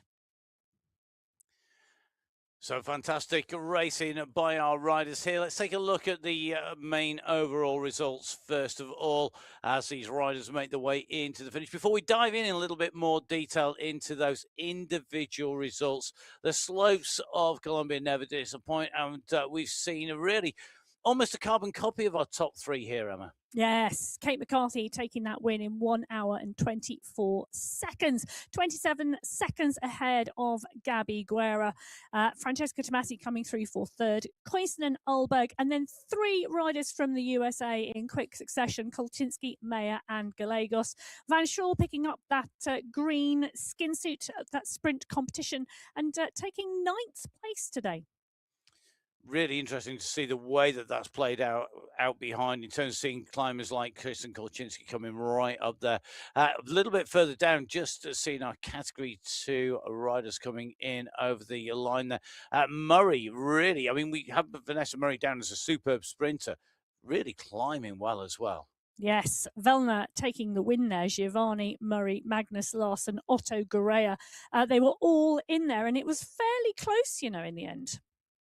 Yeah, we saw that in the November finals when this was last raced. We saw more groups and sprint from smaller groups in Category 2, and it was very tightly packed again today with some great performances at the top of the Category 2 table. So that is our mix overall table. Don't forget all of the race results on MyWhoosh.com. You can go to MyWhoosh.com on the website. Go to the main menu, hit results on there. Remember, they're only official when they've got that stamp when all of the verification is complete. You can dive into the detail on MyWhooshinfo.com. And don't forget, of course, lots of great stats on there. You can see to some degree how the race was played out. If you're watching something like the tracker, you're dependent on social media and maybe just the checkpoints, well, you can get a very sort of similar breakdown post-race on this as well. Let's go for start off with Category 1. Now, for me, this was a battle. I love the race behind. I have to say, for me, the racing, though, the sprint competition, that run for sprints was brilliant to see. Yeah, really love that. It was. And, we saw Mika Soderstrom go off early doors, and there was lots of attacks as well throughout this race, and it was great to see that action so early in this race. That first sprint and then the subsequent two really played a part in that competition. That sprint being taken by Mika Soderstrom, but Van Shaw as well in the mix too. Soderstrom is now over the line, which means that jersey has gone off at the shoulders of Kelsey Jade Van Shaw. If anybody's wondering why that green jersey has turned yellow, it's because Mika Soderstrom has now finished the race, and the green jersey is firmly on her shoulders after taking 3 wins for those 3 sprints today. So with McCarthy back on the top in Category 1, let's go to Category 2. Katarzyna Wellner we've seen coming through to take the win with taking the overall win there. 1 hour, 4 minutes, 20 seconds. She had the gap on Murray and on Magnus, and it really was a case, again, 3 real leaders here. And then behind, it was closer. It was much closer, and you can see that by the times on the right-hand side. But 64 minutes, 20 seconds, the winning time from Vellner in that Category 4 race. Well, there were groups on that road for a very long time in Category 2. Can I just ask, I'm just going to ask, although I know Hayley's not on camera at the moment. Hayley, is there one individual rider out that top 10 that stands out as doing a standout ride here today? I think it's another great ride from Vanessa Murray, actually. We saw her in 3rd place last week in the April finals, and I think she's really come to the top of this Category 2 pack. But of course, for then Vellner to overthrow her by 6 seconds at the race finish is a great race for her. But Heather Shanks in 10th. Heather Shanks has come back up from Category 3 into Category 2 and finished in 10th today, so that's a great ride. A brilliant ride by her to take that. So congratulations to Heather Shanks, clearly on great form indoors and out.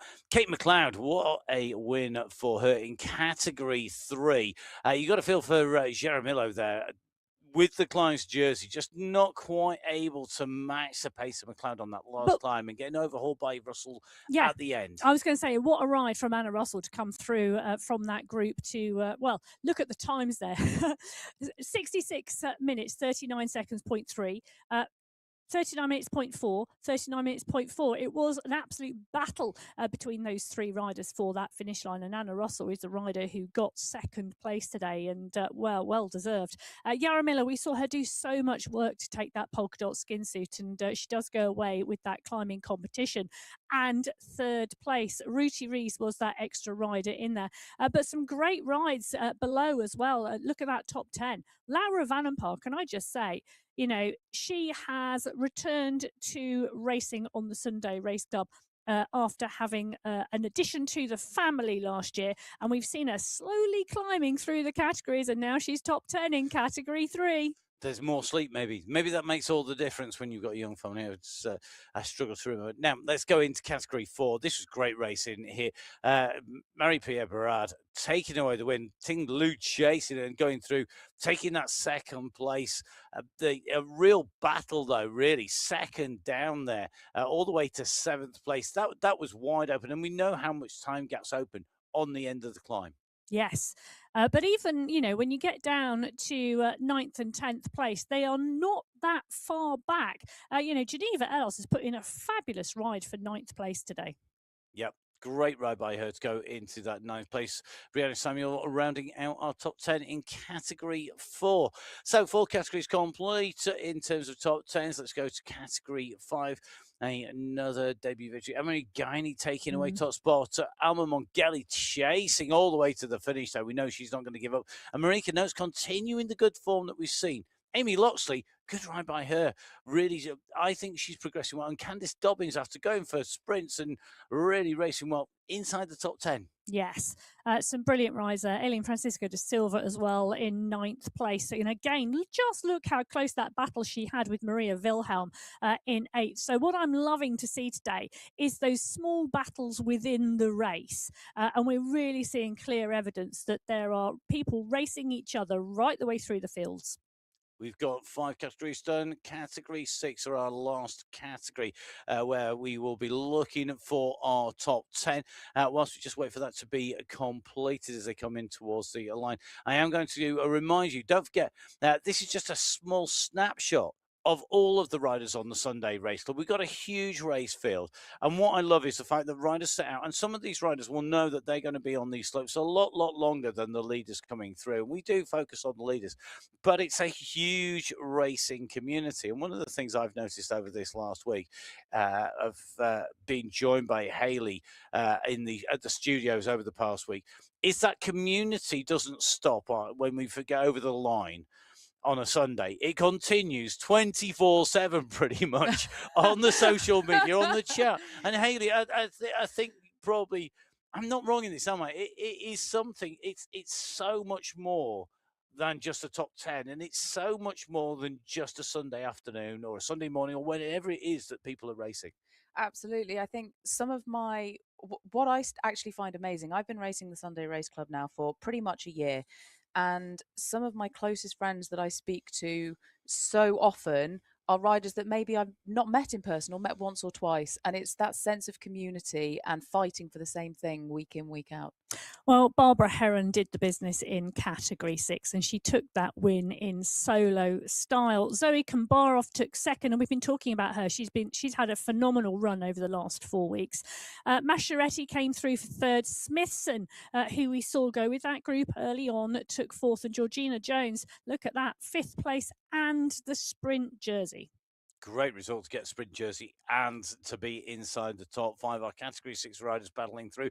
Kirchner coming through in 10th place, just behind Angie Arras, who's also in that sprint competition.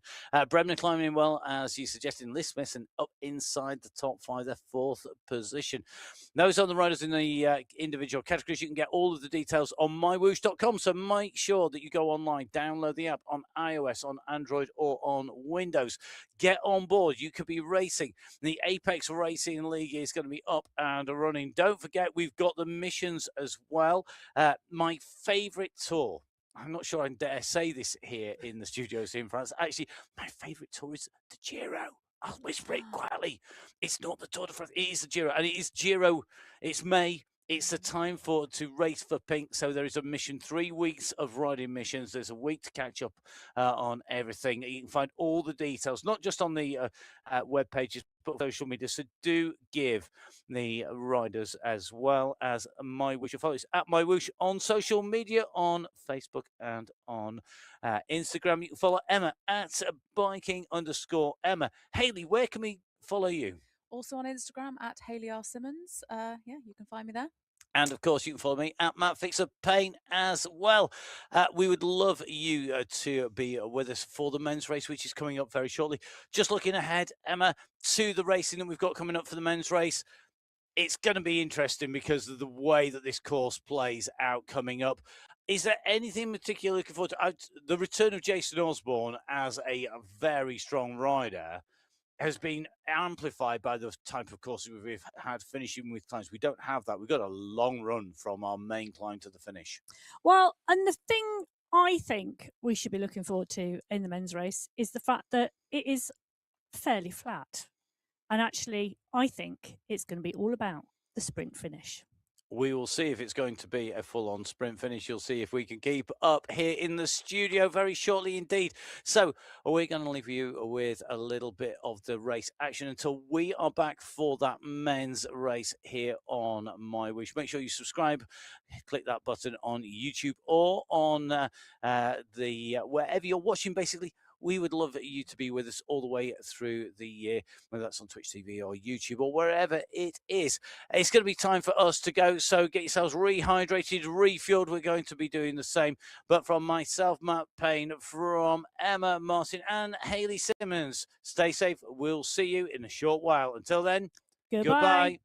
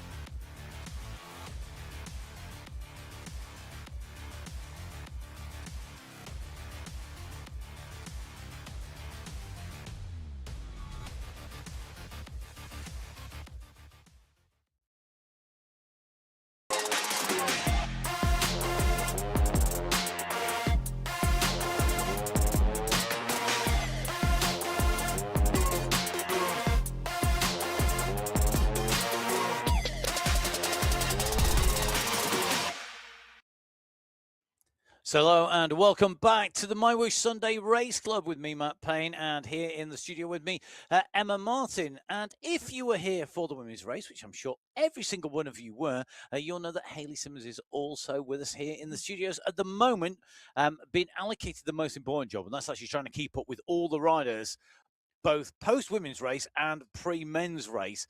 And it's something that's really one of those key things that we really want to do. Fortunately, having that extra person in the studio makes a difference. I'm going to fortunately pick on Emma because it's not just me.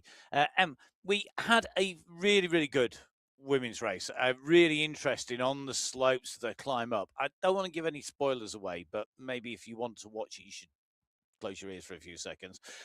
The women's race was really interesting and very different tactics coming into the base of the climb with sometimes with one or two away, sometimes like 30 plus riders in the group. I know the 6 categories race that course very, very differently, and that's not really a great surprise when you think about different races, different strategies, different categories. But it does play out really, really well on the slopes, and they headed to Colombia, the women, and it was great, great racing. The men are not in Colombia, though.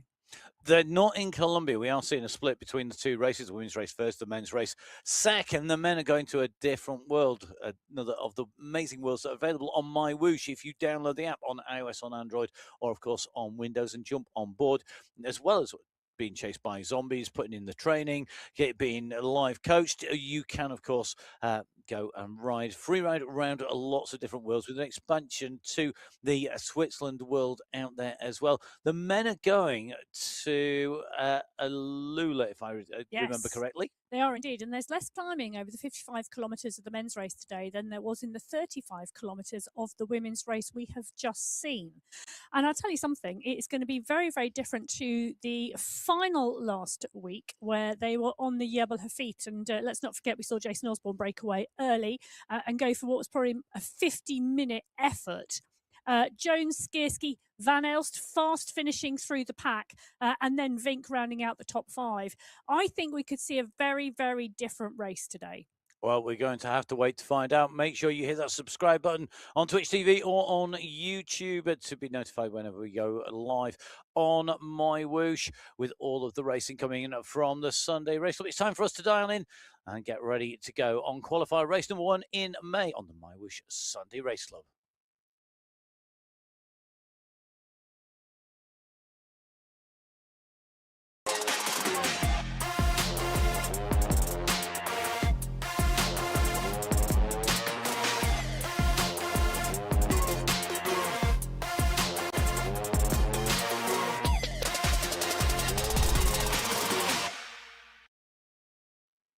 So here on the Sunday Race Club, qualifier race number 1 in May here on MyWhoosh. First of all, welcome back to the studio, Hayley. That women's race was awesome, but the men's has got a very different course. What are you looking forward to?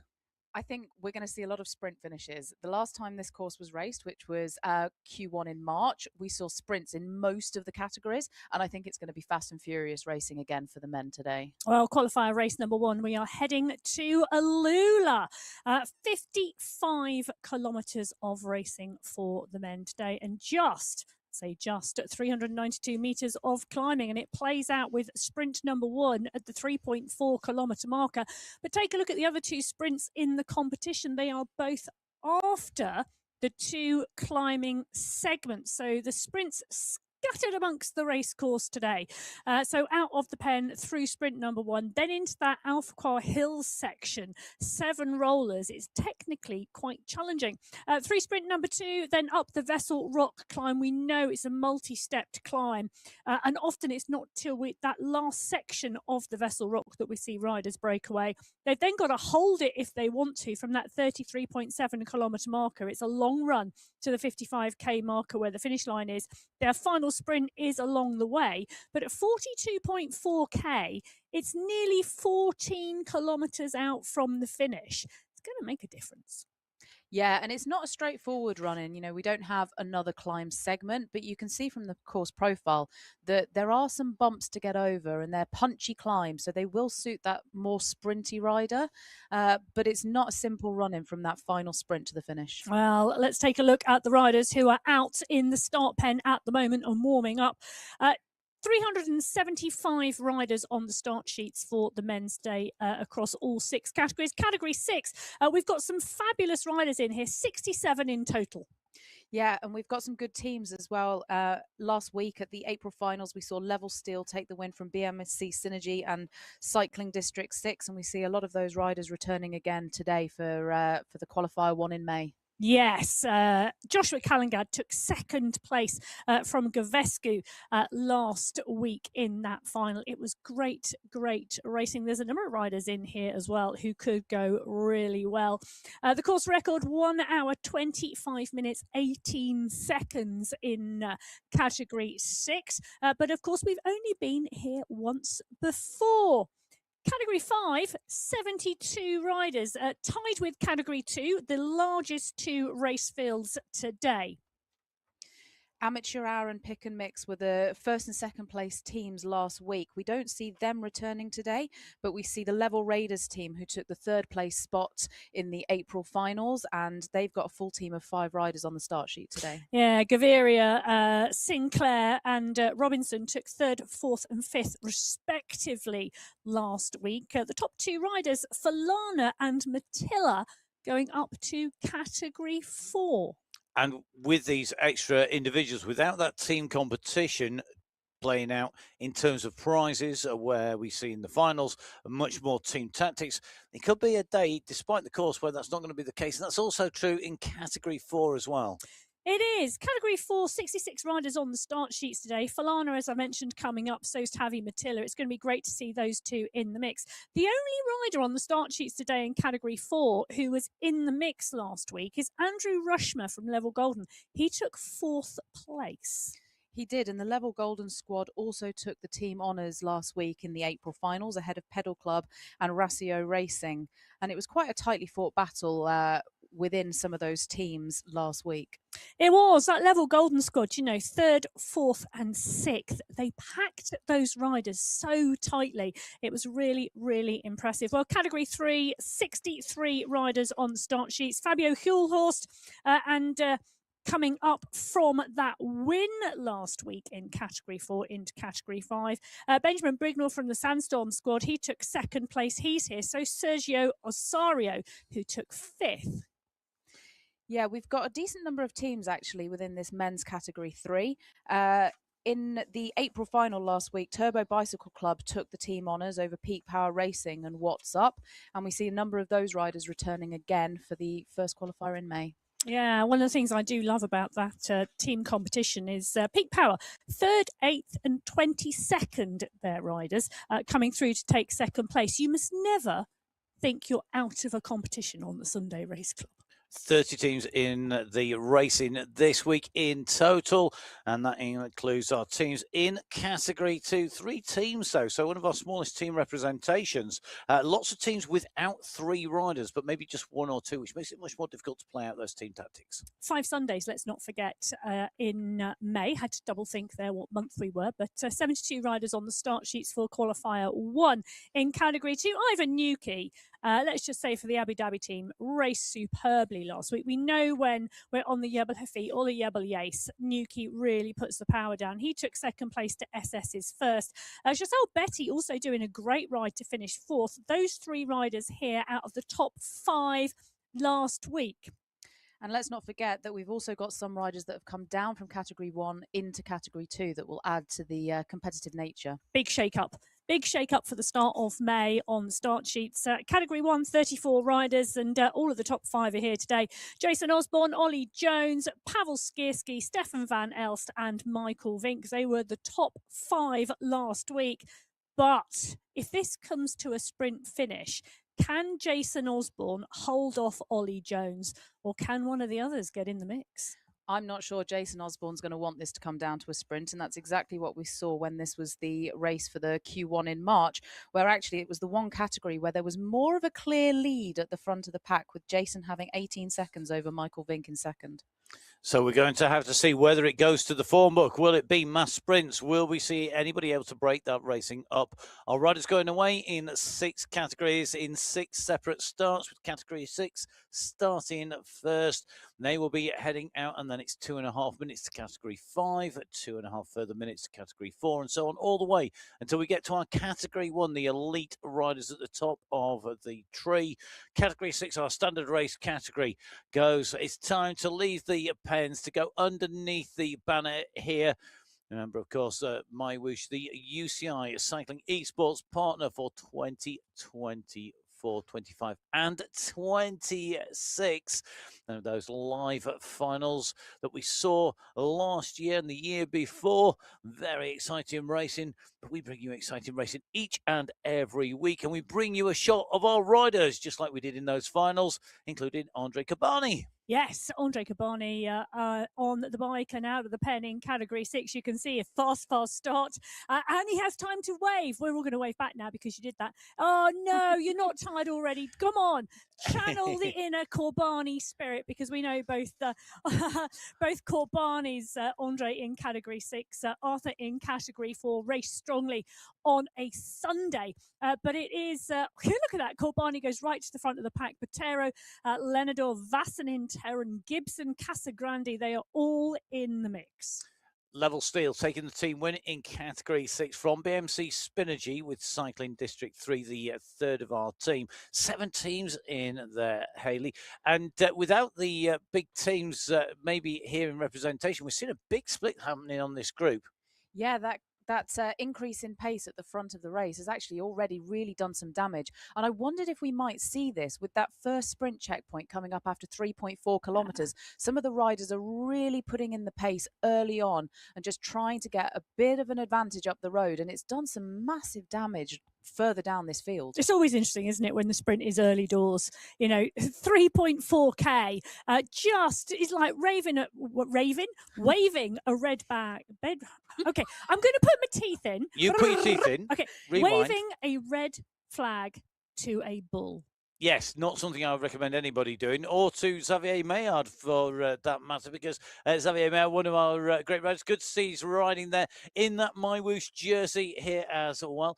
Now, I've got to say, I do like the Lotto Soudal shorts as well. It's quite a good combination. Xavier Maillard, one of our fast riders, he'll be very interested to see how he goes today. I think this is a course he can go well on, because when it's super high, it's not always to his advantage. We'll see if that's going to play out, whether my prediction will be correct. Don't often make them correctly, but we will see.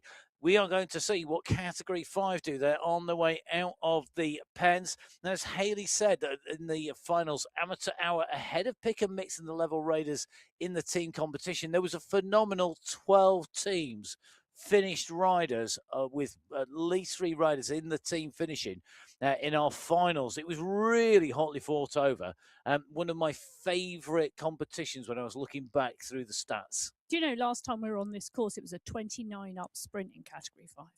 No, I didn't know the exact number. Well, you live and learn every day. The professor in the corner with the stats. Sat in the middle is Hayley. Hayley, as somebody who has raced out from the pens far more recently than Emma or I, this run out, we're seeing this race break again, and the massive riders on the front, we're turning into what is effectively a headwind. If you're not on the group, this is now just getting harder and harder, isn't it? Yeah, and you're going to be really battling behind. You certainly don't want to be a lone rider. You at least want to have some other people with you that you can share this work with. But as soon as these groups are splitting into that headwind, it's going to make it really, really difficult. And there is 14.5 kilometers between the first sprint and the start of the first climbing segment. So there is time for the groups to come back together if the race settles down. And that's always a big if, because the riders behind might have one idea and the riders at the front might say, well, you know what? We've got a gap. We've simplified our lives because we're now battling between a smaller number, and they're just going to take the advantage and push on. And that's exactly what we see the riders at the front of this race doing now. And we've got 2 riders trying to break clear, trying to get to this first sprint checkpoint ahead of the rest of this Category 5 race. And this is a big push, isn't it? This is where you're starting to see that stretch to really attacking on here. It really is. It's sort of, it sounds the warning bell to everybody else in the group that they need to be in contention, but it also sounds the bell that actually you're going to go for an early shower if you're in the group off the back. 4 of our key riders here. Interesting, really different styles here from Grant Womack, Daniel Dotter, Aidan Sinclair, and David Young. Yes. The problem is, of course, that with such a big pack and you can't see each other in real life, the riders will be kind of looking at each other saying, well, I don't want to expend the energy early on, you do it. And if they let the gap go too much, it's gone. Well, Alberto Hernandez is the rider we are in with as the large pack of Category 4 riders leaves the pen. 66 riders on the start sheets, all wearing red. Alalusa is there, Caro, Mortek, Cadiz, Natari, Flores, Orego, Josh Lipka is in the mix as well. The entire pack rolling out of the pen, and take a look at that. Within 100 metres, they are up to 40 kilometres an hour. Last week in our finals, Ratio Racing's Fabio Hulhorst took away the race win, but the Ratio Racing squad were in 3rd place behind the Pedal Club and behind our team winners, which was Level Golden. Level Golden with Golden Boy himself, Eric Rimborg, and they packed in 3rd, 4th and 6th in their counting riders. And when you add those team times together, that is key. And it actually gave them a pretty substantial advantage over the next teams, because whilst the other teams had some fast riders in, they weren't right up there. Now, we are in with Mika Rusamaki, and just for a massive smiley face already on screen. Yes, he's happy and smiling today. I think that means he's expecting good legs. I like that, because it doesn't matter what his facial expression's doing in the background. We can see the happy smiley face and just think that he's got positive vibes coming into today's race. Oh, I tell you, Rusamaki doesn't really need positive vibes because he has fast legs anyway. I tell you, he's got both then in this. He may well have both here head, today. fast legs. I wonder whether on the other side of it is like a sad face or a crying tired face on there. It may be a bit of. Do you know, I'm seeing a business plan that we could give out, or we could create something that allows riders to indicate on screen without talking how they're feeling. They don't just need an emote. It's like an emote, but in real life. Maybe I'll try and do this for you when I'm next racing Sunday Race Club, because I do have an octopus that's got a sad face on one side, and then you flip it inside out, and it's got a happy face. That's what we need. So you can we can have that on screen. So whilst the 2 on my left here in the studio are thinking about what you need here to indicate your mood, I don't think Wilson Villada needs any indication to anybody. We know he's got the tunes on in his ears. He's got the MyWhoosh Championship kit on, and he will be up there when it comes to the sprint and then looking to take that into the finish.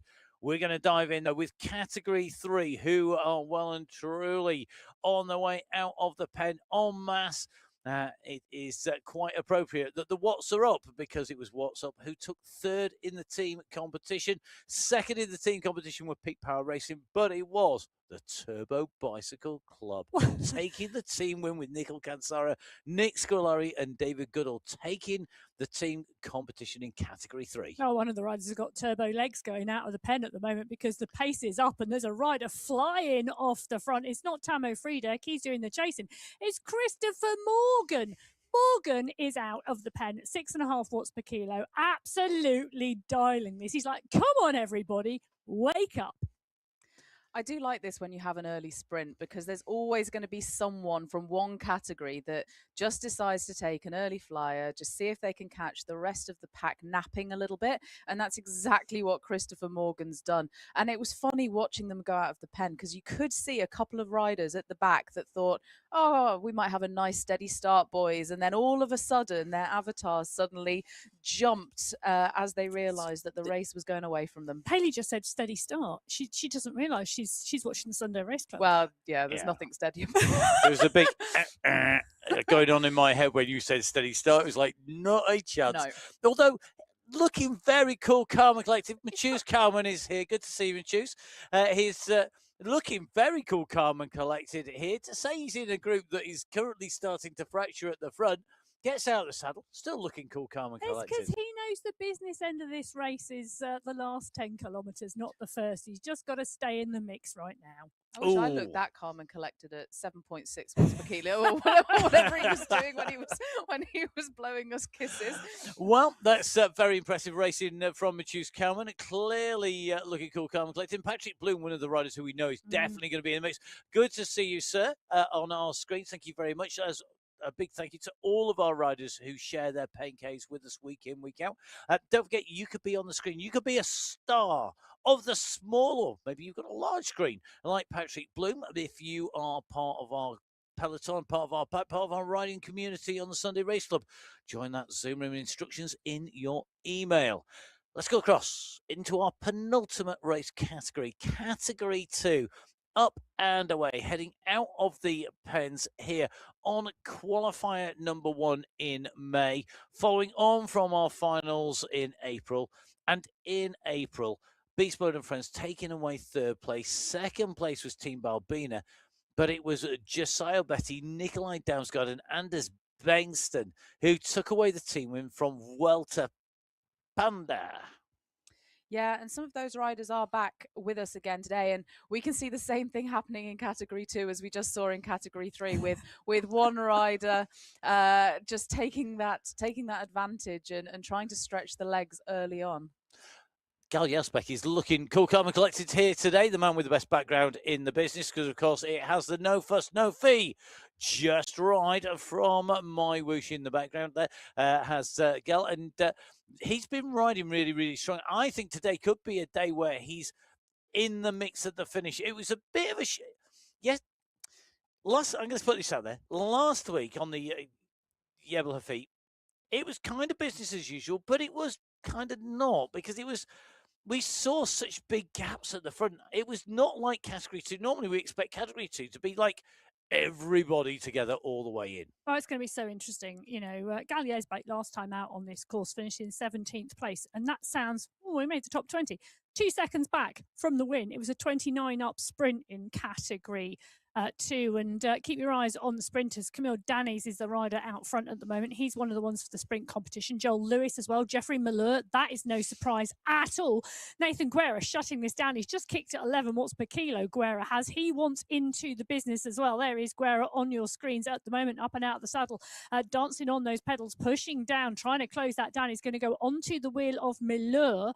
4 riders, well, actually 5, because Gorjank is there as well. And look at that long tail trying to join the breakaway. Really interesting the way this is breaking clear. The alarm bells are going off in the pack behind. They're all knowing that they need to get in there. They know it's going to accelerate up. You're some really dangerous riders up here. Don't understand. I'm really, this is about not understanding what's going on.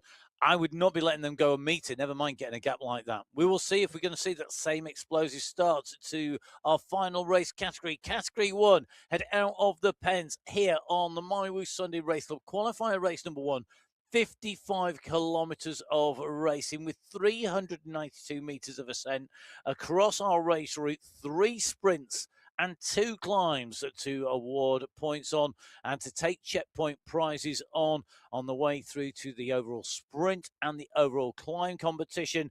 It's a long run then into our finish at 55 kilometers.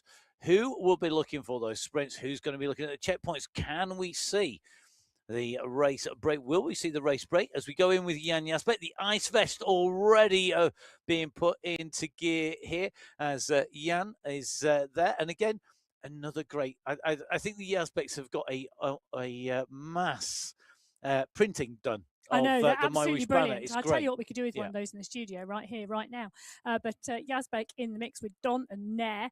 Knudsen is there, so is Skierski and Jones. Rick Van Erck, well, he could be one to watch for this early 3.4K sprint. There he is on our screens. Stop the presses. We went to Rick Van Erck. On the flatland. On the flatland once again. So great to see Rick in that National Champions jersey. How are you doing, Rick? I hope you're feeling good today. Yep, we got the thumbs up. That's always good to see. So will it be? I tell you, he's really been closing down a lot of breaks and a lot of gaps. So be interested to see how that plays out as we jump in with Jesse Langevin, Category 2, heading into the sprint. Langevin on your screens. It is. He is, but he's got riders chasing him down. He's got Jeffrey Muller only at 1 second. So this Category 2 pack are closing in very, very quickly.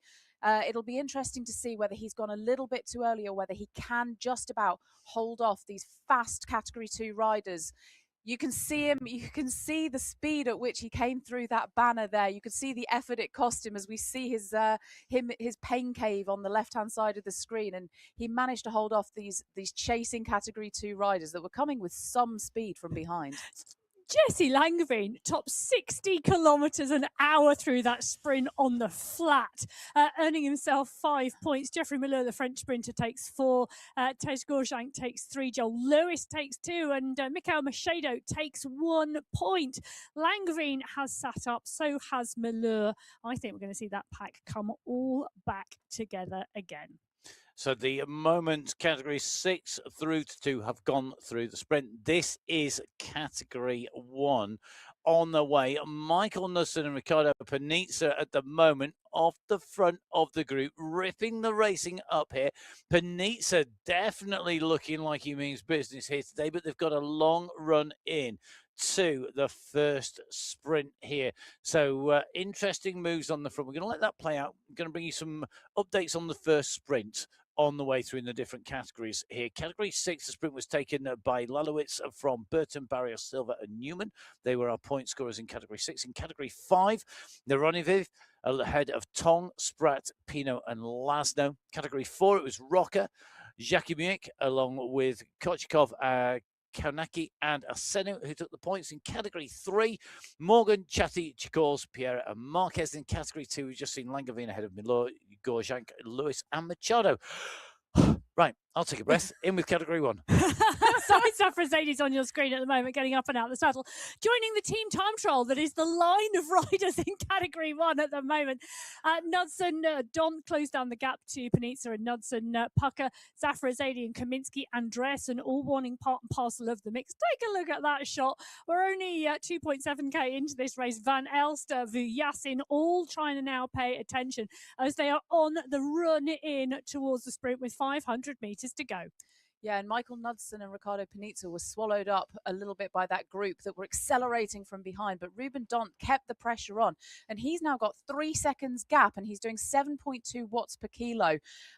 So Dont, and then Pucker is now chasing Dont with Pałaszewski there too as they approach the green banner. It looks like Ruben Dont's going to stay away and take this one, but the battle's going to be hard fought behind, with Pałaszewski currently leading the way ahead of Hayden Pucker, Michael Kaminsky, Stefan Van Aalst, Panizza and Bjorn Andreasen all coming from behind to see who's going to get the minor placings for this first sprint. No doubting Ruben Dont in that green jersey. He went through clear behind. That battle, though, very, very close between Skirski, Van Aalst, Pucker and Kaminsky. You can see who's taken those points, who's got the first scores on the scoreboard. Well, I'll tell you something. They're banking on the fact that the Alpha Hills are between them and sprint number 2. And then the Vessel Rock Climb is between sprint number 2 and sprint number 3. So all of the riders in the mix wanting some of those points today. But Ruben Dont, you saw when he chased Panizza and Knudsen down that he wanted to pick up that green skin suit early doors. Mikhail Kaminsky on your screen. You can see he's breathing deeply already. Heart rate at 176 at the 4K mark. Andreasen now launching an attack off the front. Really interesting that all this racing, Category 1, 2 and 3, all going through the first sprint checkpoint in the same time. So it's taking the same time to go from the pens to that sprint point in all 3 categories. A real indicator that despite what seems to be fast, aggressive racing in Category 1, it's actually not that quick. They were raced kind of differently, though, because the Category 1 riders came out of the pen together, and then you saw that acceleration come from Michael Knudsen, from Ricardo Panizza later on, and that's what put the speed into this Category 1 race. Whereas the other categories, some of the riders took a flyer straight from the pen. Yeah, well, the damage is being done in Category 1 as they go up and over the bridge here.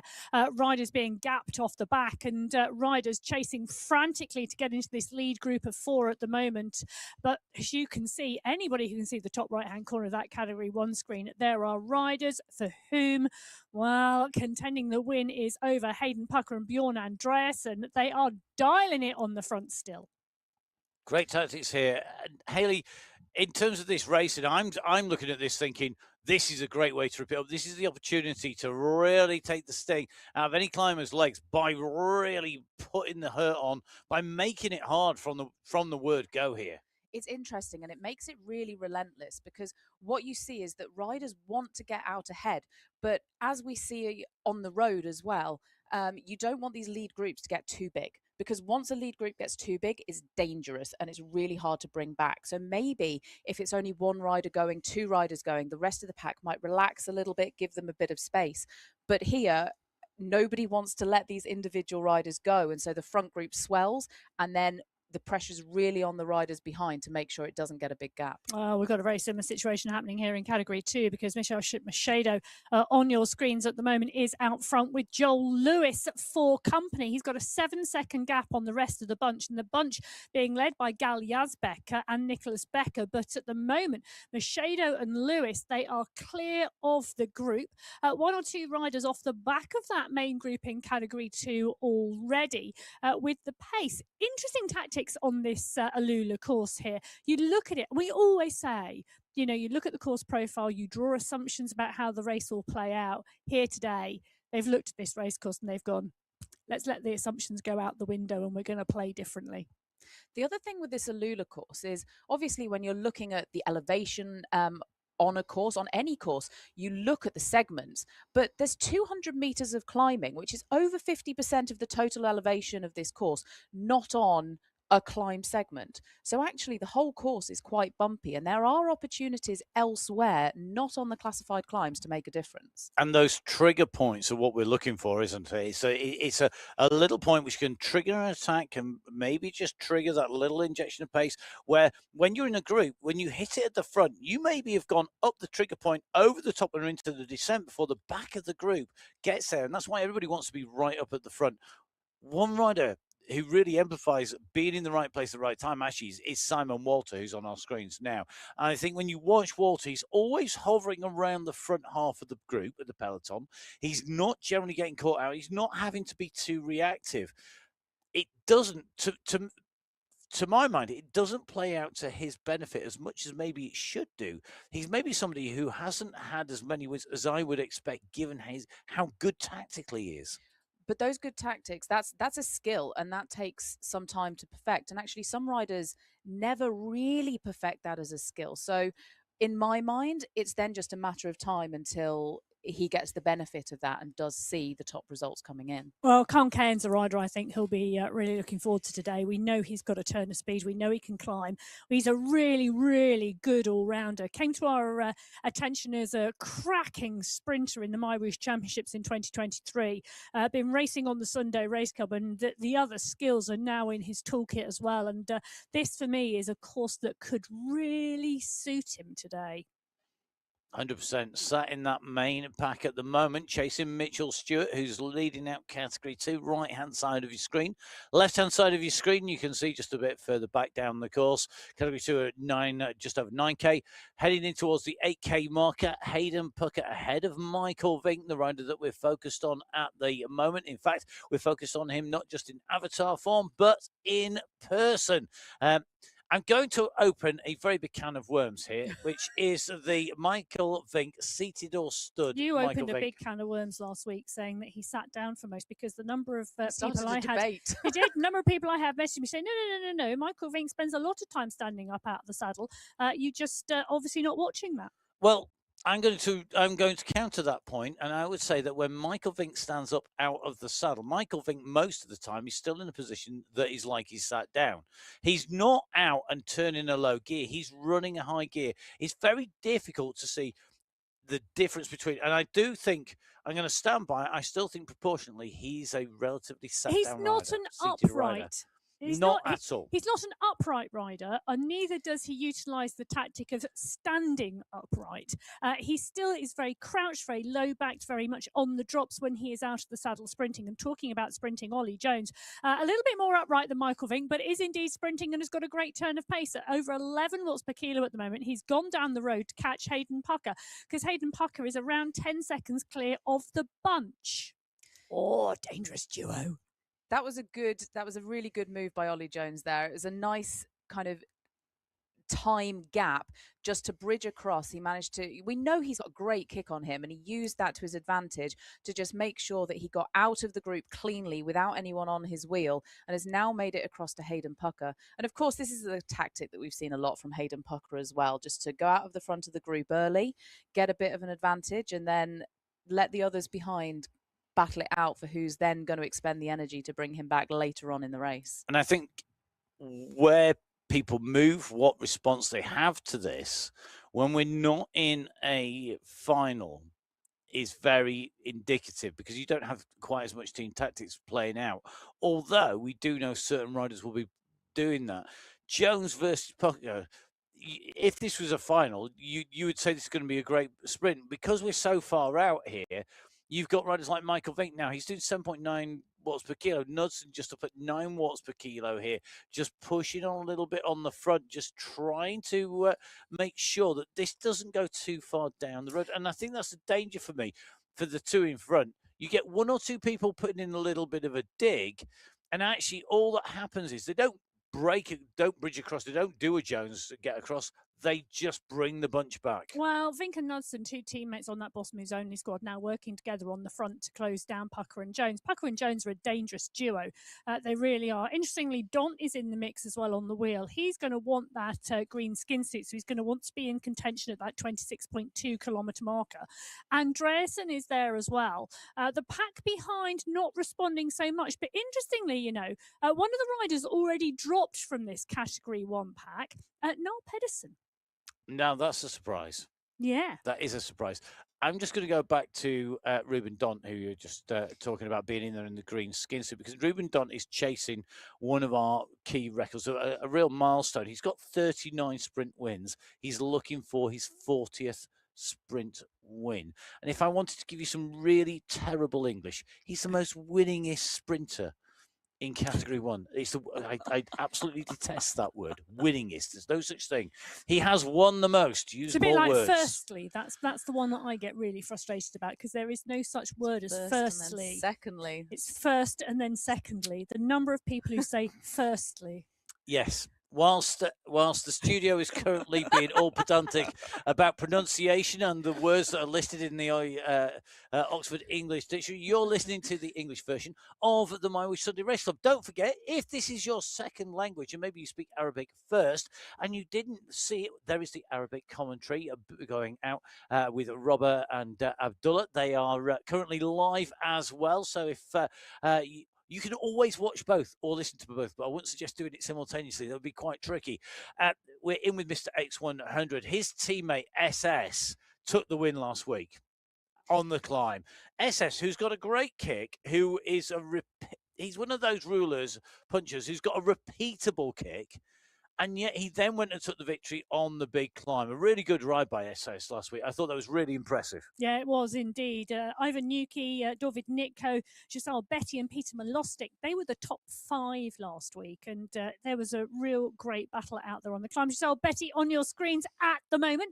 Part and parcel of the group that we are looking at the 12.5 kilometre marker. There's a smaller group down the road in this Category 2 race. Betty keeping in the right position in the chase group. He's got the draft. You can see that because the power number in the middle of that white bar is green. He's got 2 chevrons next to it, which says the draft is strong. 3 chevrons, which is where it has just turned now, is absolutely ideal. And Giselle Betty, 8 wins so far, 5 second places, 4 third places, a real strong rider. 120 participations in the Sunday Race Club. No surprises to see somebody of his experience right in the right place, right at the front third, front quarter of the peloton, just sat there at the moment watching what's happening without getting too involved in the chase and expending too much energy. Interesting, you know, we're at the 13.1 kilometre marker, and this gap is around 7 seconds at the moment. We are about to come into, in around a kilometre's time, a short, sharp climb. If they don't bring this gap back beforehand, the lead group could well use that to their advantage. Yeah, these little bumps, they look kind of innocuous on our profile, but they can do a lot of damage because riders will be watching each other at the key points. There are points where everyone expects there to be attacks, and as a result, those key points might not actually end up being that influential. And it's these other little innocuous things that you can use as springboards for an attack that end up being the decisive moments. Well, the attacks in Category 1 have done their job. Michael Vink on the front here with Hayden Pucker, Ollie Jones, Van El, Snodson, Skierski, Kaminsky, Andreessen all in the mix. So is Dont. And then it is a 17-second gap back to the group behind. 9 riders leading here. Ruben Dont won't have wanted to let Hayden Pucker get up the road in this Category 1 race, because Hayden Pucker did pick up a few points at that first intermediate sprint. And Ruben Dont, as you said, will be chasing another sprint jersey in today's race. So he will have wanted to make sure that that move didn't stay clear, so that he can stay in the mix. Dont taking 5 points at the last sprint, then Skierski taking 4, Van Elst taking 3, Pucker taking 2, Kaminsky taking 1. Left-hand side of the screen, Category 1, the really pressure going on from Michael Vink here, starting to break the race up. Right-hand side of the screen, Maciej Mendakowicz is really starting to wind this up on the front here with Ollie Simmons. 2 very aggressive riders, 2 riders, again, who take certainly more than their fair share of sprint jerseys by being just so quick and so good at getting their timing right. Yes, the Category 2 packer, Mendakowicz on the screen. He likes a really hard race, does Maciej Mendakowicz, and it's always great to watch when he really decides to open up the throttle and take the race by the scruff of the neck. But Maciej Mendakowicz on the front here, Simmons, Mileur, all in the mix. They're at the 14.8 kilometre marker. They're at the top of that little climb that we were just talking about. And look at the top right-hand corner of your screen. It really shows you what is happening to the entire Category 2 race field. So Category 2 heading back towards the pen. They're going to pass them and go past where they started a little while ago. Meanwhile, Category 6 already past that point, 30 plus minutes into the racing. They are working their way in and through the hills. They're at the 19.8k mark, so they're almost halfway through the Alphacar Hills, up and over the rollers. It's a real set. It's a sawtooth almost profile. Simon Llewellyn at the moment nicely tucked into what is a big bunch of riders. He's 23rd on the road at the moment, and there's as many people behind him as there are in front pretty much, with riders starting to get broken up. It's becoming attritional.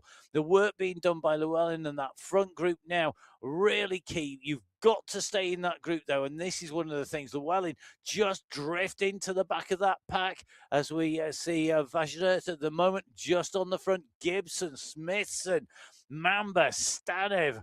It's a very, very tough race at the front. Oh, I'll tell you something, the Category 5 race not far behind.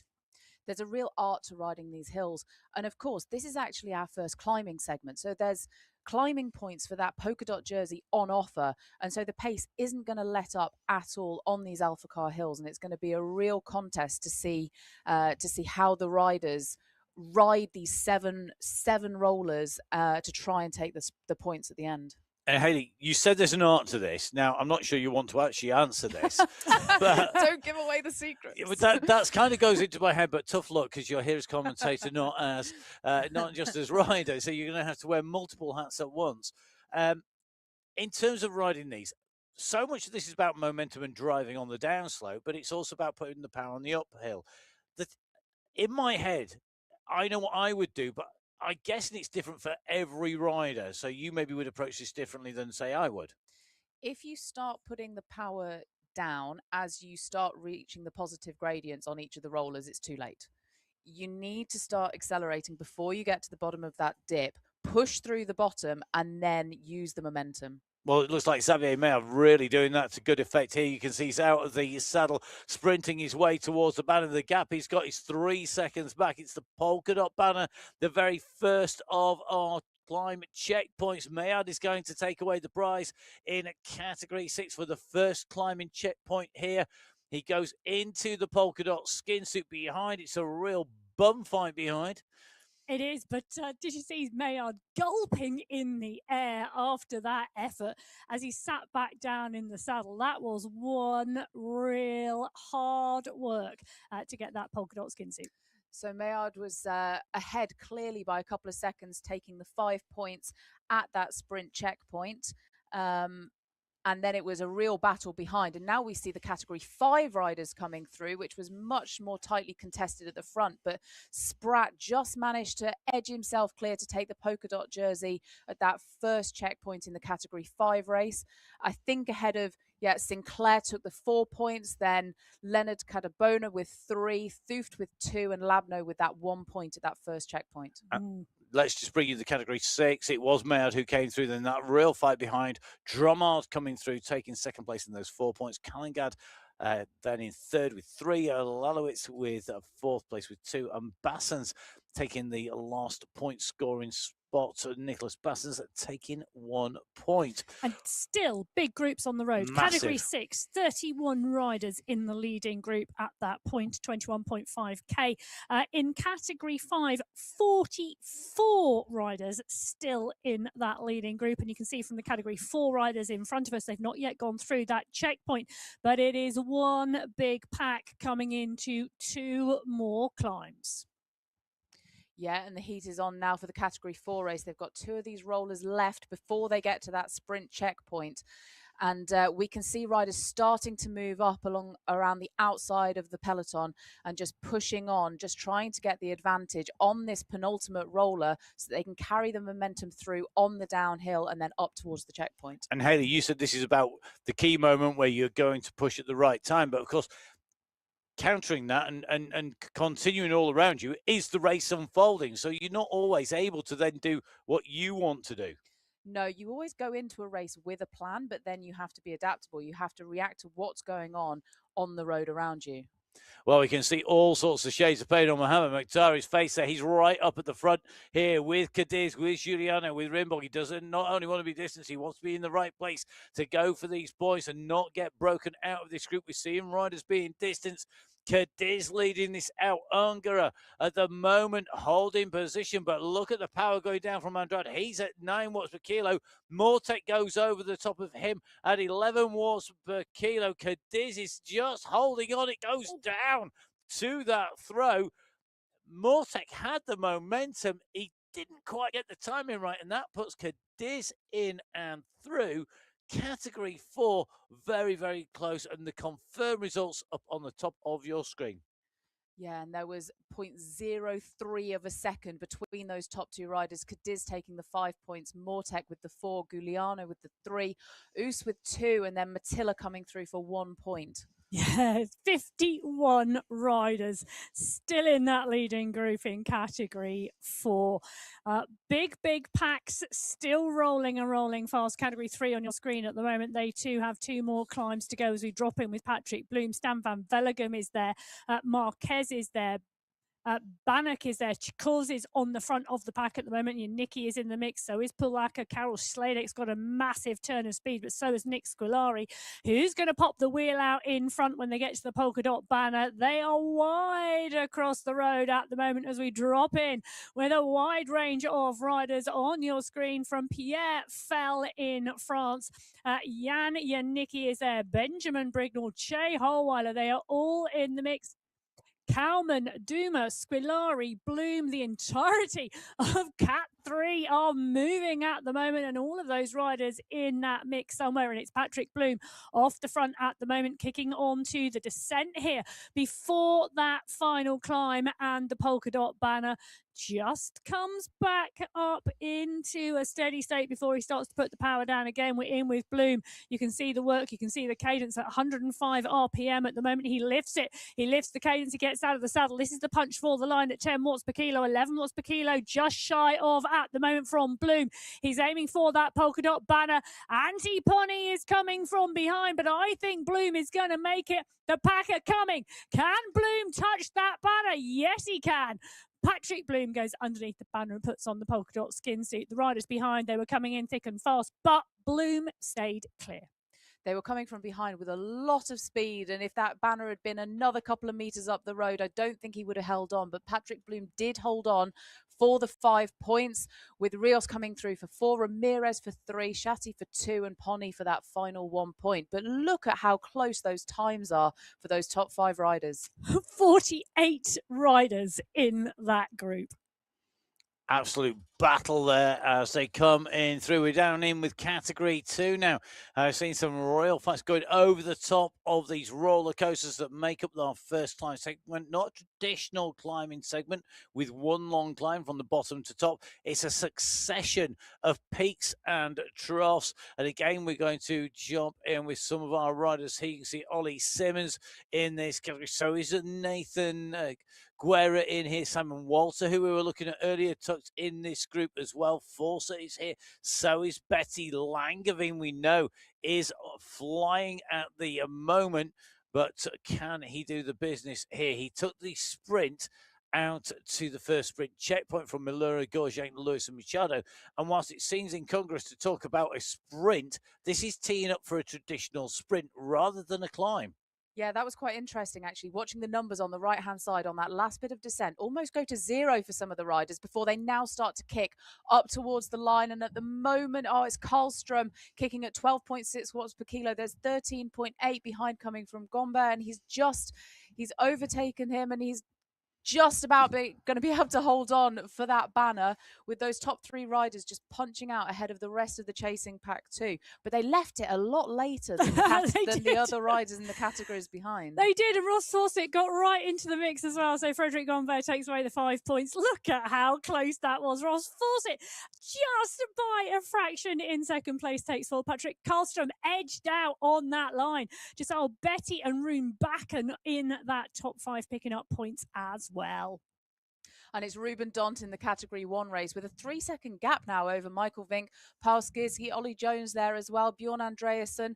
So Ruben Dont's got a gap to the riders behind, but then actually there are several of them all that are going to be battling out for the minor points in this sprint in the category 1 race for this polka dot jersey at the first climbing checkpoint. Okay, so let's round up our category 2. First of all, it was Gombe from Forset, Karlstrom, Bjarhead and Carstensen who took away the points in category 2. In category 1, as you just seen, Ruben Dont going over the top, adding the first climb points to the first of the sprint points he took on the way through. So Dont clearly on form and riding well. Dont, Skirski, Vink, Jones and Andreasen scoring 5, 4, 3, 2 and 1 points respectively on our first climb checkpoint. Yes, the leading group, this is like 2 ends of the spectrum. The leading group in category 1, 7 riders.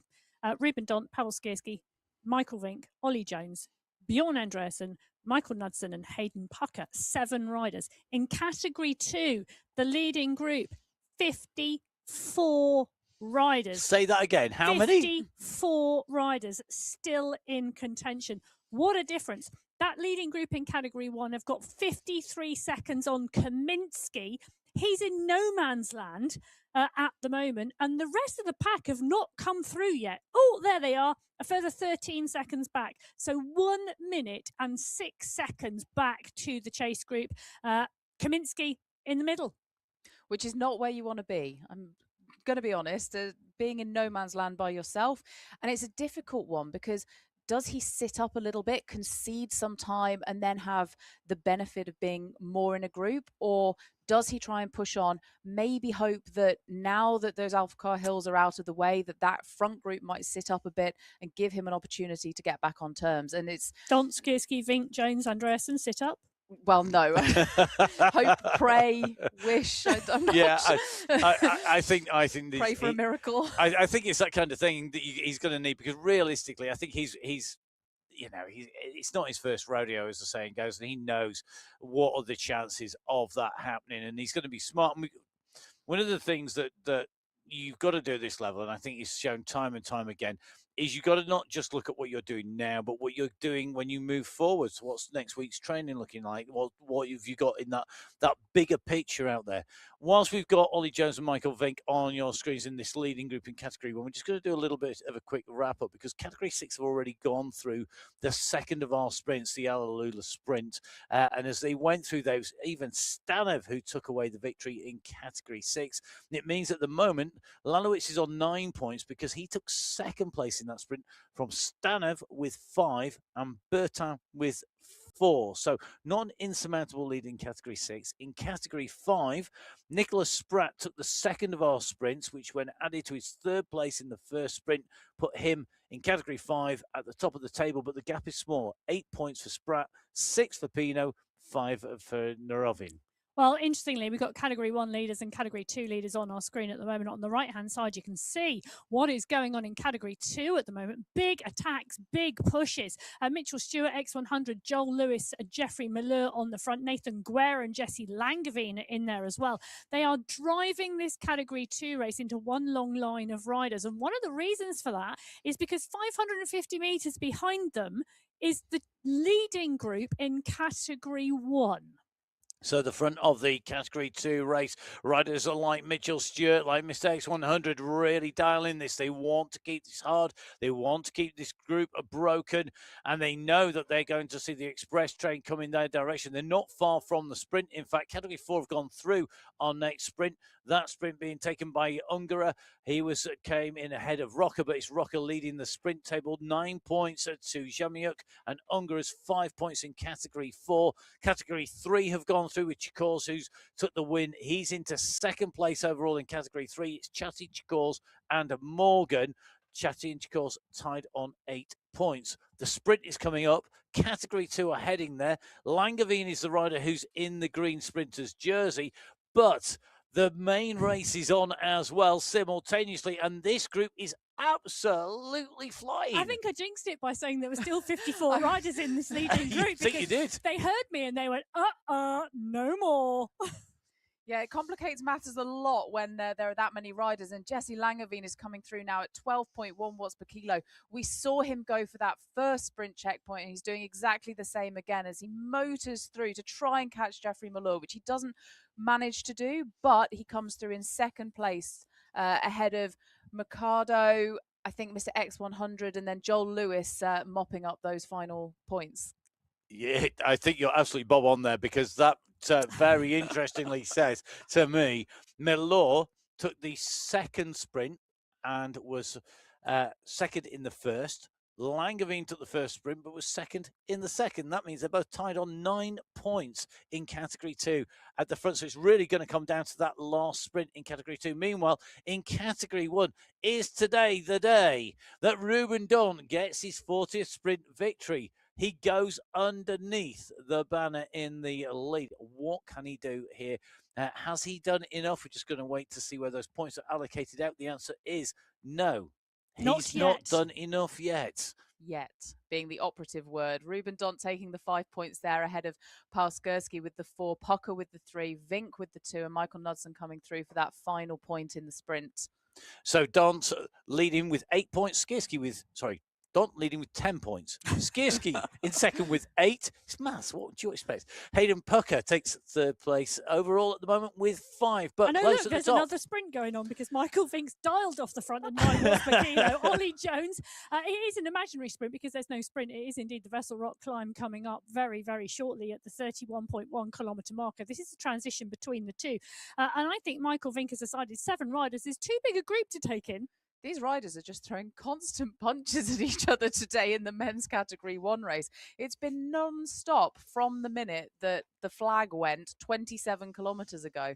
Well, just as a quick aside, in that Category 2 race, I am going to mention we had 54 riders going off the top of the Alpha Hills together.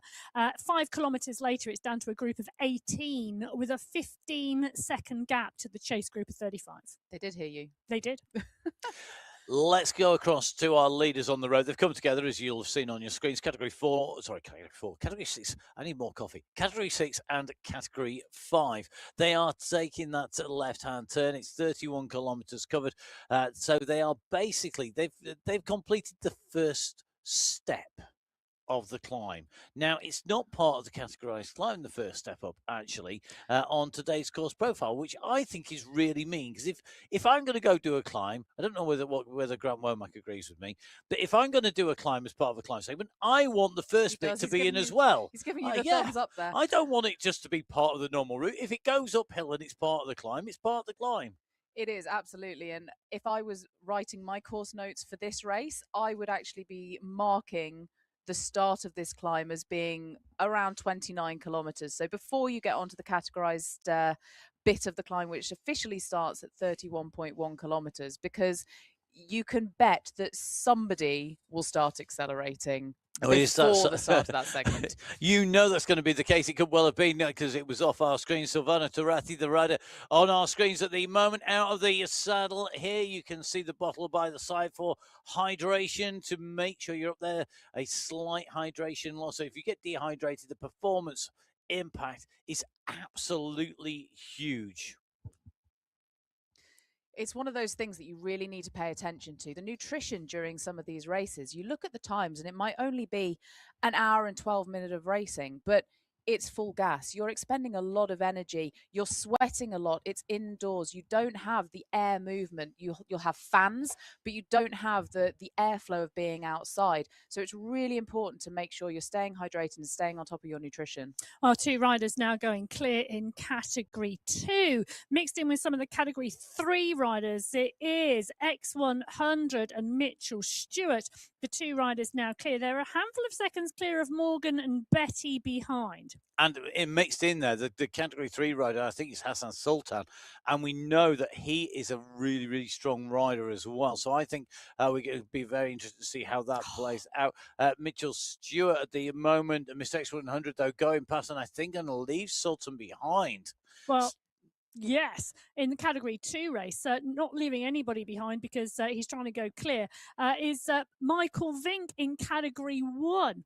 Knudsen, his teammate, the rider closest to him, at 2 seconds. But this really is an attempt to break that 7-rider group in the category 1 race. Vink, Knudsen, Jones, they are all in there, but Vink at the moment continuing to push. I'm going to put this out here now because Michael Knudsen is in the mix. He has the record for the most podiums of all time on the MyWhoosh Sunday Race Club, and he's right below his century. He's got 99 podiums. I've been waiting for this for a little while. Michael, I'm putting if you're listening, Michael, I'm putting this out there, mate, that you only need one more podium and you're going to be at 100. You'll be the first rider to 100 podiums on the MyWhoosh Sunday Race Club. You're doing it in the hardest race. The challenge is down. Yes, indeed. Look, you should have told him this before the race started. If he didn't work it out, you need to bookmark on your browser mywhooshinfo.com. Go to the Sunday Race Club and then go to the Hall of Fame. Well, Michael Vink and Ollie Jones are about to catch the riders on the screen who are in the category 2 race. Jesse Langevin, Michelle Machedo and Maciej Mendakowicz. That is the category 2 chase pack that Vink is about to come up onto the back of. Vink is on that top left-hand corner of the riders, now up and out of the saddle, dancing on those pedals. He's got Ollie Jones for company, so it is a 2-rider breakaway now in category 1, though Hayden Parker is doing a fabulous ride behind. He is not far off the pace. He's at 6 seconds at the moment with Bjorn Andreasen. Michael Vink is now sat down, as you'll see, once again. So, do you know what I'd really We're hate? not doing tit for tat. If Michael was actually listening to this and changing his riding style just because we're talking about him. I do have to say, if anybody has this on whilst they are racing, you are incredible with your multitasking. Because one of the key things to me is actually when you're going through a pack like this, when you're got groups coming together in category 1 or 2, or whatever category you're racing, whatever race you're racing, the ability to be able to focus on all of those different things simultaneously is huge. So to be able to listen to the commentary and what we're saying as well, really, that is an incredible level. I mean, the effort these guys are putting in on the front, Mr. X100 and Mitchell Stewart, this is a big gap that's opening up, and you should be focused on that. I think cycling esports is really skillful. The riders who are very, very good at it are incredibly skillful with the ability to multitask, because in a road race, you'll probably have a DS in a car behind you feeding you information on the headphones. So really, you're just looking at your own cycling computer, your own power numbers, and reading the body language of the riders around you. In these races, they don't have those body language cues from the riders around them. So not only are they paying attention to their own numbers, their own effort, they're paying attention to what the pack are doing. They're paying attention to the numbers on the right-hand side of the screen in the rider list, seeing, okay, who might be coming from behind, doing 14 watts per kilo to try and overthrow me. And then they also have to pay attention to maybe where the wind is coming from now that we've got the introduction of wind, what the gradient's doing. And it's a real skill. Yeah, it is. And Ollie Jones at the moment, you can see as we drop back into his pain cave, he's in the middle of this large group of Category 2 riders. They're on the climb at the moment at the 31.6 kilometre marker. It's a multi-stepped climb, this. It is really an interesting one because there are 6 separate steps to this one climb, 4 of which are in the categorised climbing section on the Vessel Rock. It lends itself to a very different type of climbing. We saw Ruben Dont early on with the green skin suit, but also the polka dot skin suit as well, showing that the climbs today can suit sprinters and climbers. Yeah, they definitely can. And this kind of step climb is my idea of a nightmare. but but the more sprinty, punchy riders will really love it. Yep, I think that's what we're seeing here with the way this being closed down. Michael Vink really putting the pressure on here. We know that he can accelerate up. He's sort of putting the pressure on to Ollie. Just it is making a difference though behind, because the Category 2 riders who've been hitching a lift on the way up now starting to be separated. It has brought back the 2 leaders, Mitchell Stewart and Mr. X100, are going to be brought very closely back. It's a long train of predominantly green jerseys on the slopes, but they're mixed with yellow as the chasers in Category 1 and 2 try to pull the gap down. Vink and Jones both on your screens in person. On the left-hand side of your screen, Vink at the moment, 5.5 watts per kilo, leading the Category 1 race as we dive a little bit further up the road towards the polka dot banner. And this is the run for the line. You can see at the moment that run in to take away the second set of points in the climb competition, unfolding in Category 5, Category 4, and I think Category 6 are not far away either. Yeah, you're quite right there. So Felipe Reichardt takes away the 5 points in Category 4. Ryan Giuliano, Eric Rimborg, Felipe Reinheimer and Mika Rusamaki go through in that Category 4 race. There are still 42 riders in contention in that Category 4 race. That's not the same as in Category 5 and 6. Category for the King of the Mountains competition, the climb competition, going to Ryan Giuliano, taking 4 points there, 3 points in the preceding climb, 7 points, taking away the win ahead of Cadiz. Category 5 on that climb, it was Cadabona who went over the line first, and Leonard Greg Cadabona taking away the climbs competition. He's ahead of Sinclair and Thuf, both on 6 points. Category 6 at the top of that climb, it was a win for Kedran. Vincent Kedran taking the win, taking the 5 points, but he hadn't scored points on the previous climb section, and it meant that Mitchell Lalowitz was in the prime spot because he was second in that climb. He then added the 4 points from that to the 2 points he scored on our first climb section to give him 6 points. He's ahead of Mayard and Kedrion, who both scored 5, but only took the win in each of their climb segments as Category 3 hit the line. Yeah, and you can just see that Nicholas Glavak just took a bit of an opportunity just to try and get a couple of seconds lead on the rest of the Category 3 riders behind him up to that climbing checkpoint. And he took the 5 points ahead of Ronchetti with 4, Ramirez with 3, Juan Rios with 2, and then you've got Howeiler picking up the 1 point. Now I'm just taking a little bit of a look here. Sorry, the riders in Category 3 have hit that.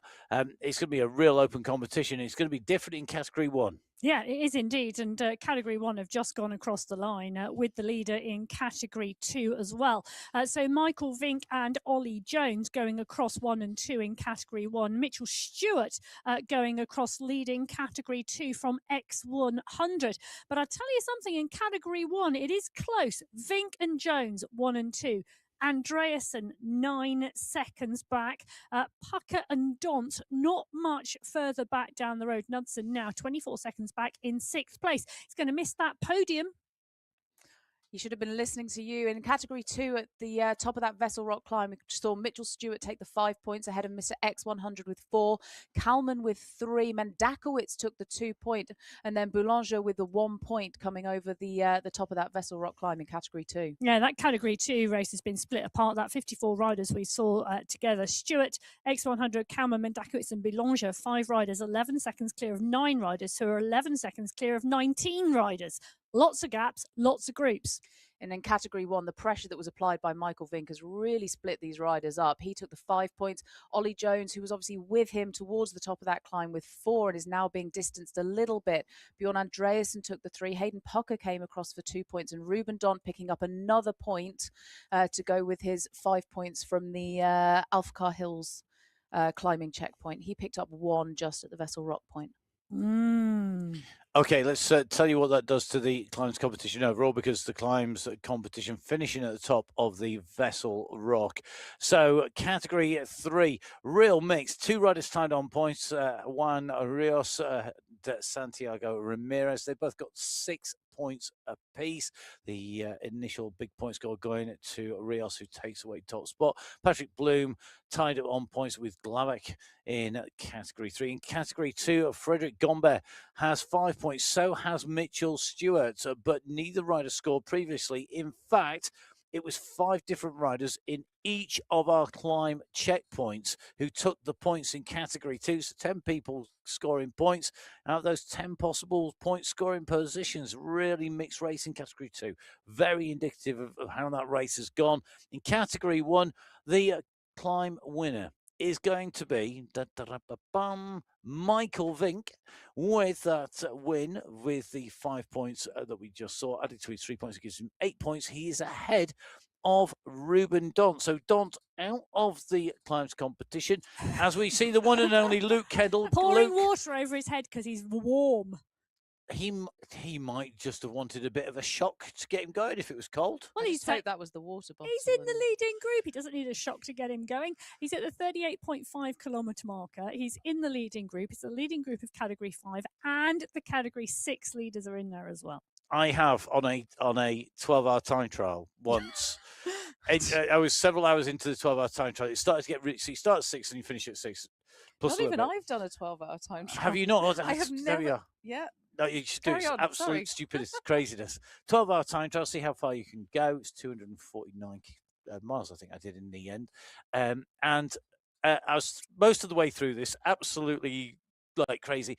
I poured a water bottle over my head from one of my helpers who told me it was water. And it wasn't. No, it wasn't. It was sticky carbohydrate mix. And I did the rest of that race with it all stuck. My skin suit stuck to my back. It was one of the worst things I've ever done. Well, Junior Pence is not pouring a water bottle. He is taking on board some fuel. Great timing. There are still over 15 kilometres to the finish of this race. He's in that leading group at the moment, and he is refueling to get towards that finale and be in the best shape possible. Penn's part and parcel of this mix as a push. Coming on the front of the pack at the moment is Francis Pino. I don't know why I'm surprised. Francis Pino is the rider pushing on. Junior Penn's watching the move. Fabio Mancino there as well.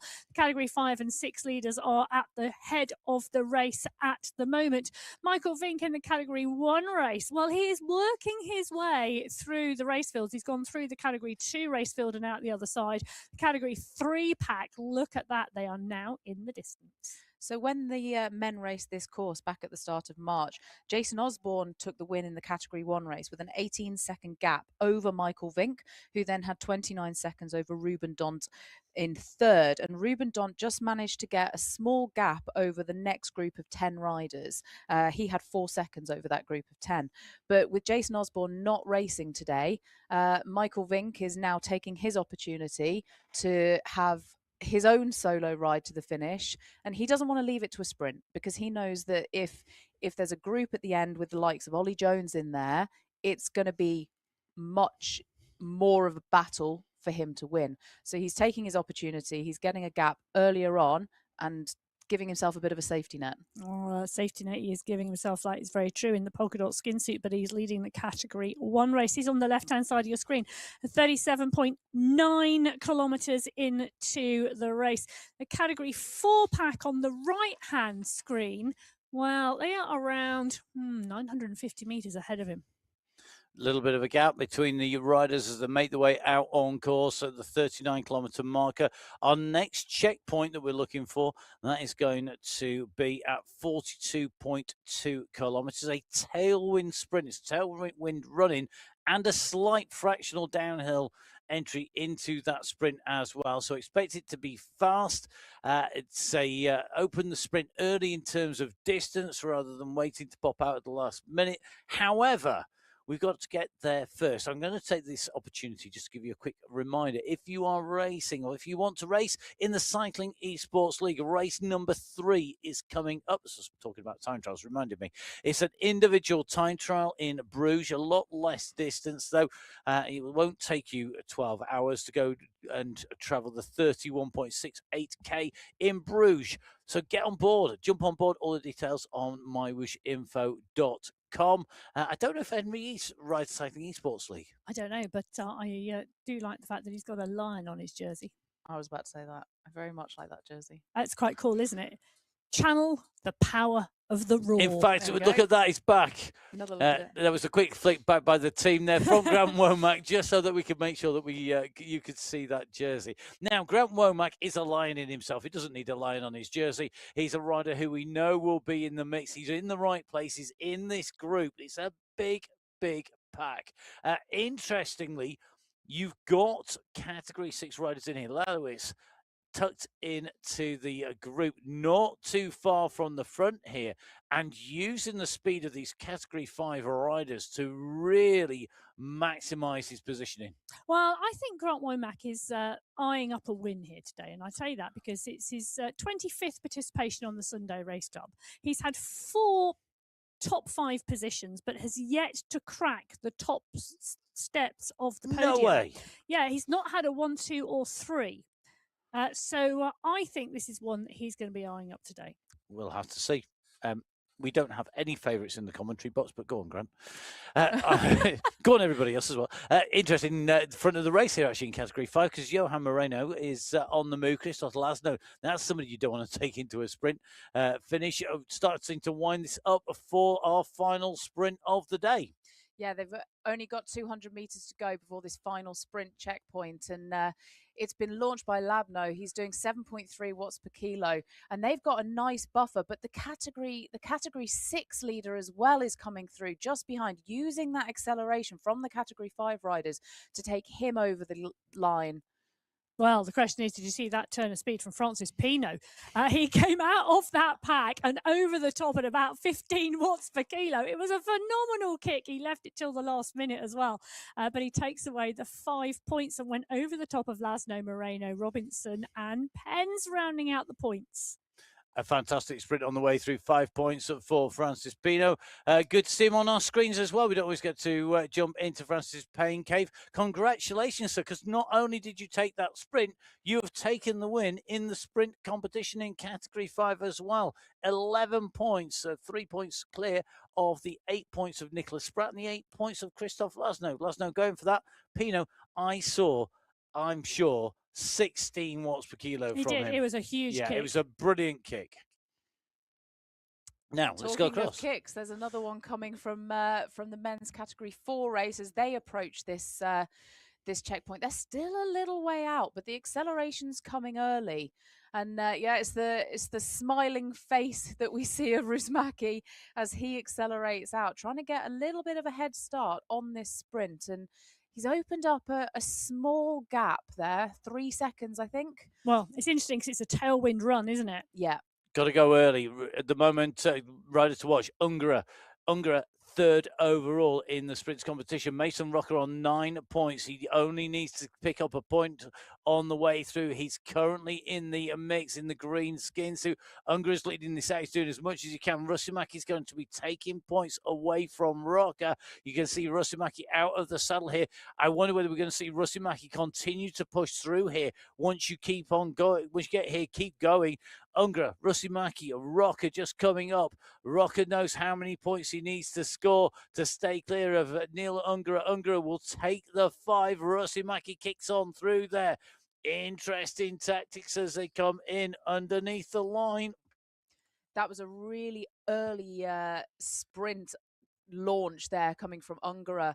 And I thought that we were just going to see Rocker overhaul Rusmaki, but he didn't quite make it. So it was Ungara that took the 5 points, Rusmaki taking the 4, Rocker with the 3, and then behind you had Amaya with the 2, and Bergen taking 1 point at that final sprint checkpoint in the Category 4 race. And it means with those 5 points, Ungara closes down the gap, but doesn't close it completely to Mason Rocker. Rocker taking away the sprint win overall. Michael Vink on his way underneath the sprint banner here in Category 1. And I think it's going to be very dependent on what happens behind. Vink had scored 2 points so far, so his 5 points won't touch the lead of Ruben Dont, but Dont is 2 points clear of Skierski, so that is going to be critical.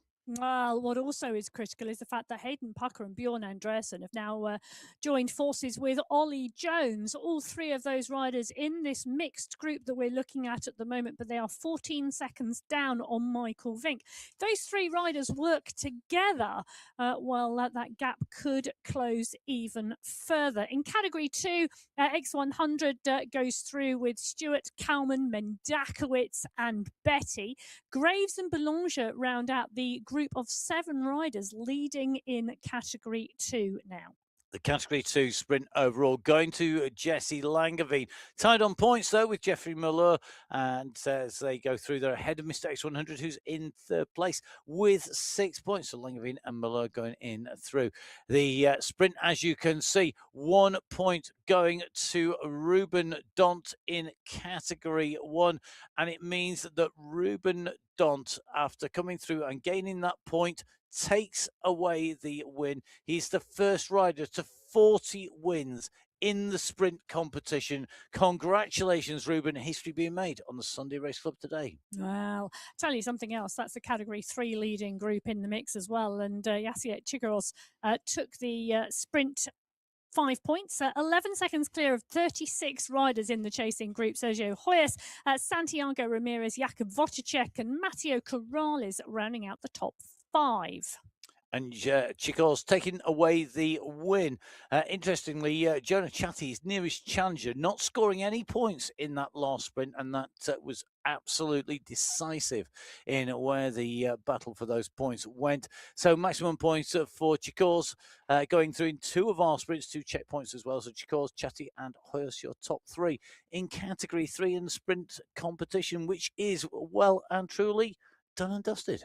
Well, Yanni Janicki on your screens at the moment, part and parcel of that Category 3 pack. They've got Category 2 riders, Category 4 riders. It's a real mixed bag, but Janicki right in the mix where he needs to be. Benjamin Brignall is there, Trent Stevenson, Franklin Almeida, all in that group. The chase group, I want to say, but it's actually the lead group in Category 2 in with them. That's a 7-rider group.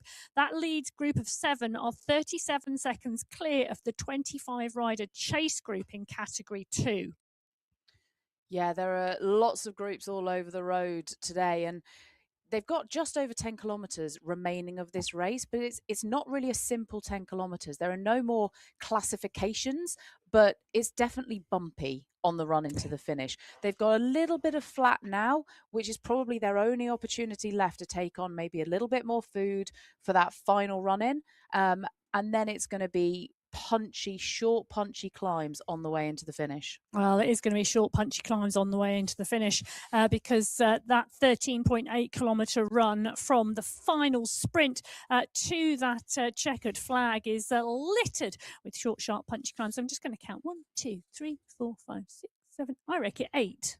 Counting with Emma. New feature on the Sunday Race Club coverage. We used to have Emma's Exchange. For those of you who have asked, Emma's Exchange won't be coming back all that soon because there's just so much happening so fast at the moment. But if you want to find out what the riders are winning, you can go to MyWhoosh.com and go to the tech guide. You can get yourself onto the rule set. And of course, you can work out what you need to do if you want to join the Sunday Race Club, or if you want to race on the Cycling Esports League, or one of the many races or the missions that are on MyWhoosh. Make sure you download the app, iOS, Android, or on Windows. I want to put a call out for you, Matt. Go on. So you can, depending on what the riders are using, they can see their cycling dynamics, which will give them an estimation of the percentage of time for a race or a ride that they spend out of the saddle versus in the saddle. So so we can get so I am going to so okay, I'm going to put this out there. Michael Fink will, if he does it and sends in the numbers, he will be sat down more than he stood up, and I'm taking that as a win. The fact that it might be less than or more than other people stood up or sat down is irrelevant. I've seen some good, high 90% of some of these Hayden riders Pucker. standing up. If anybody has ridden a Sunday Race Club with more than 90% out of the saddle, please do get in touch. Send it to @biking_Emma. Well, Michael Vink in the polka dots just going past Ryan Giuliano from category 4 in the polka dots. As one polka dot skin suit wearer says, thank you very much, well done and goodbye to another. David Young and Michael Vink on the screen together. David Young in category 5. He's in the group that Michael Vink has just gone past as well. Well, what can you say? Not a lot, really, but David Young, part and parcel of that Category 5 race. Otto Paso, 2 seconds up the road. He too is in that Category 5 race, but the Category 5 head of the race is at the 48.4 kilometre marker, and it is Machado who is right off the front of the group at the moment. Fio is there, Pens is there, Silva, Cirillo, Motmans. They are all in the mix. It's a big group of Category 5. 30 riders in that leading group when we went through that final sprint. David Young, not to be his day on the podium, a second and 3 third places so far, but not going to happen today. Real different racing here today, as we see Mancino on the right-hand side start to push on as Vink still continues to work his way up through these groups. Quick reminder for you, we finish at the 55-kilometre marker today, and the last big hill at the 56k mark. Last big hill, but not the last categorized climb.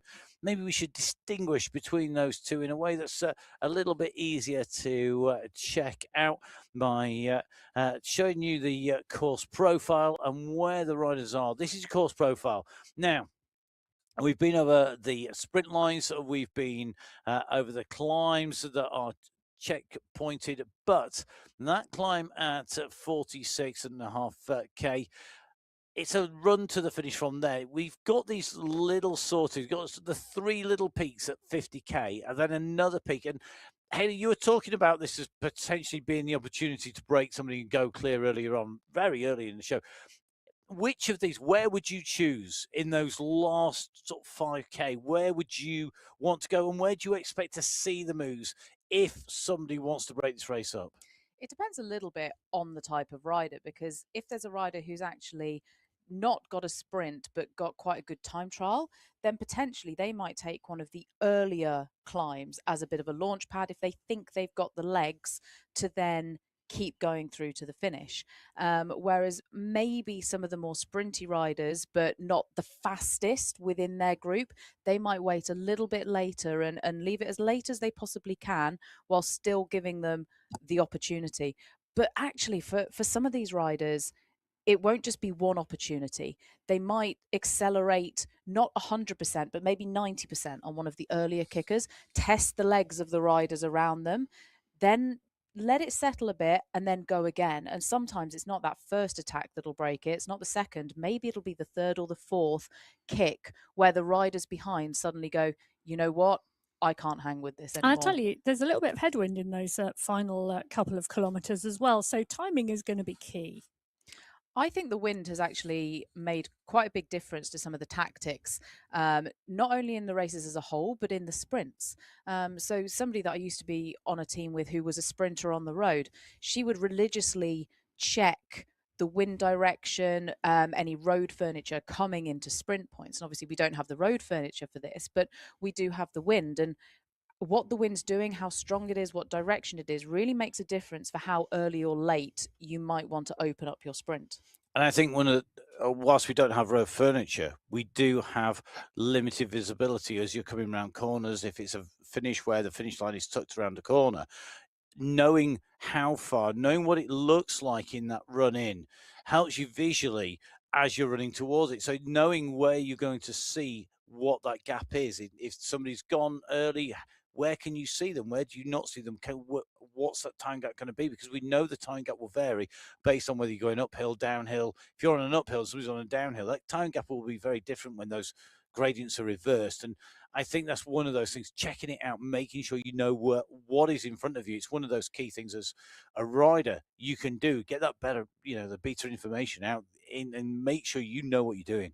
Well, the push is on here at the moment in the Category 5 race. The 3 leaders in the Category 6 race are also in this group, but it's the Category 5 riders who are pushing. Just to check, Michael Lalowitz, Matt Smithson and Vincent Kedrion are the 3 riders in this group from Category 6. They're over a minute clear of the rest of the riders in that race, but the push here is from Category 5. I'm really interested. Kedrion, Smith and Lalowitz with that gap. All 3 riders, they were right up there. They basically came storming through the sprint, the last sprint, Lalowitz, Smithson and Kedrion in that order. As we see Category 5 in the light blue jersey, right-hand side, Aidan Sinclair on an early move here. So I think Sinclair going for a long one here. Michael Vink, we know he's gone for the longest of all today because he's solo at the moment. But Marcin Malas maybe just looking to work with him here and put extra pressure on those Category 4 riders on the left-hand side of your screen. Great move. Great way to shake it up at 50.9k. Yeah, and I think Aidan Sinclair in this Category 5 race here, he took a really good opportunity to try and make a move, try and get a bit of a gap. It's going to be difficult for him because you've got a really large chasing group behind. You can see how hard he's working. You can see the effort as he desperately tries to edge out every single second. At the moment, he's only got 5 seconds, and there's still 2.5 kilometers to go for him to that finish line. But this is his move now. This is it. This is make or break. This he's not going to sit up and then leave it to a sprint. This is his race-winning move, and he will do everything he can to make this pay off. Oh, he's just got to trust in this, isn't he? And just keep going. The riders from behind keep kicking and keep trying to close it down, but they're kicking and then dropping back on the pace. Sinclair's just got to sit in that time trial mode and just bank on the fact that they're not coming. But it looks as though they may be coming up onto Sinclair's wheel. What he has to hope is that the riders behind are obviously expending quite a lot of energy, and the closer it gets to the finish, they'll be dulling their sprint power. So he has to hope that they start looking at each other and say, you know what? The harder I work now, the more likely it is I'm not going to have anything left for the sprint. Well, and it's happening, isn't it? Because we just saw 6+ watts per kilo trying to close Sinclair's wheel down. Mottman's now at 1.9. They have closed it down to around 2 or 3 seconds, but Sinclair's just got to, well, what do you do? It's all in now, really, isn't it? It's all in. I think what you'll find is he needs to not just catch the train, but he needs to now train to some degree, which is on his bio on MyWhoosh info. Great statement on there on his bio. Quite like that. So don't forget, you can check out our riders. Sinclair ridden back into the fold. We'll see whether or not he goes for it once again. That would be some recovery. That sort of effort, you can't, it's so hard to then go again. But we're at 53.4 kilometers. You can see Sinclair there, top left-hand side of your screen, just getting some recovery in. Well done.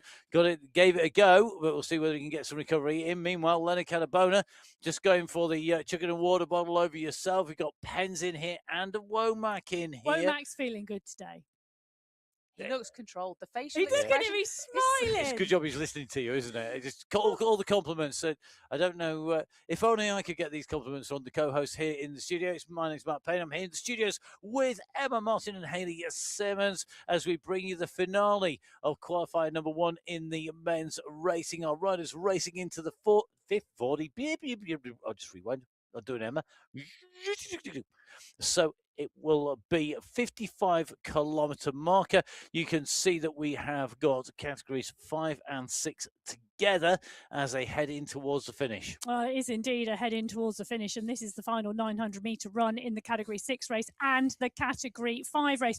3 riders contending the Category 6 race, Lalowitz, Smithson and Kedron in that race. They're in this bunch at the moment. The Category 5 riders, it's a much bigger bunch on the run into the line. Mancino, Turati, Millock, Womack, all in the mix here. Luke Kendall is there as well, Cadabona and Pence. Sinclair led the out and went off the front, but is now back in the fold. Big kick from Francis Pino. Pino goes early here. He knows it's a tailwind. We've seen him put down 17 watts per kilo. He's currently at 11. He's got room to spare. How much is he saving? Has he just gone for the uber long attack from behind? Marius Fossier, though, has gone a little later. He goes over the top. Marius Fossier has got the power. He's at 11 watts per kilo. Pino is fading. He kicks again up to 12 watts per kilo. He drops to 7.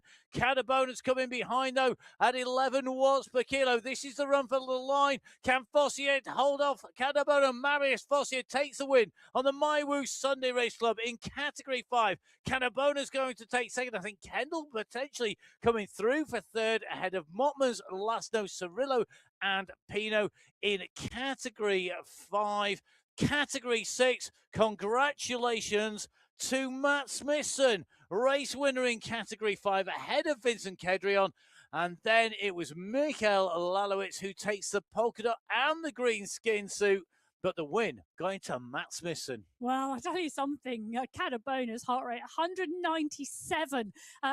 He sat up in that sprinter and taking second place. But Michael Vink now coming towards the final 500 metres of the race. He's gone clear of the Category 1 pack. There's going to be a chase behind for second, third and fourth. But Vink is 35 seconds clear of his nearest Category 1 rival. So Michael Vink once again looking at the absolute master of this. It's good to see him back to his best. He's ahead of a huge pack of Category 4 riders who are coming in. I think we can say decisively this win will go to Michael Vink. Another win in the bank for the man from New Zealand. He's going to ride his way to victory. Behind him, the race is unfolding in Category 4, and Jan Kasper has the lead at the moment, but look at Matteo Pino go over the top. Pino at 13 watts per kilo, times it to perfection. He sprints into the line. He overtakes Vink on the way. Pino takes the win in Category 4. He comes in and through. We go to get those results confirmed. Vink comes through ahead of the rest of Category 1, and the Category 2 race is unfolding with Alexei Kalman. Cool as you like. Kalman at the moment on the front. Stewart's trying to challenge him, but surely this is going to be Kalman's. It's going to be. Kalman comes through in over the line. It's going to be a top spot for Kalman in Category 2. And I think Category 3 headed up by Franklin Almeida as they came in through the finish. What a race. What a finish. And I'll tell you something, you need your wits about you if you're in any one of those race packs. Oh, so true. So let's bring you the top results as they stand. This is as they come over the line at the moment. Michael Vink taking away Category 1. And 1 second off Jason's course record. 1 second he missed it, but he was well clear of Ollie Jones in second place, and then Bjorn Andreasen, Hayden Pucker battling between them for third place there today. Ruben Dont obviously taking the green jersey and finishing in 5th place, and then Alexei Kalman in 6th and winning the Category 2 race. Yes, and the results are obviously updating. They are live on your screen at the moment, and the live racing still ongoing on the MyWhoosh Sunday Race Club. As more and more riders come over the line, they will update. Look at that. Michael Knudsen has just come in for 6th place in that Category 1 race, but I can tell you it's around a 3-minute gap back to the rest of that race.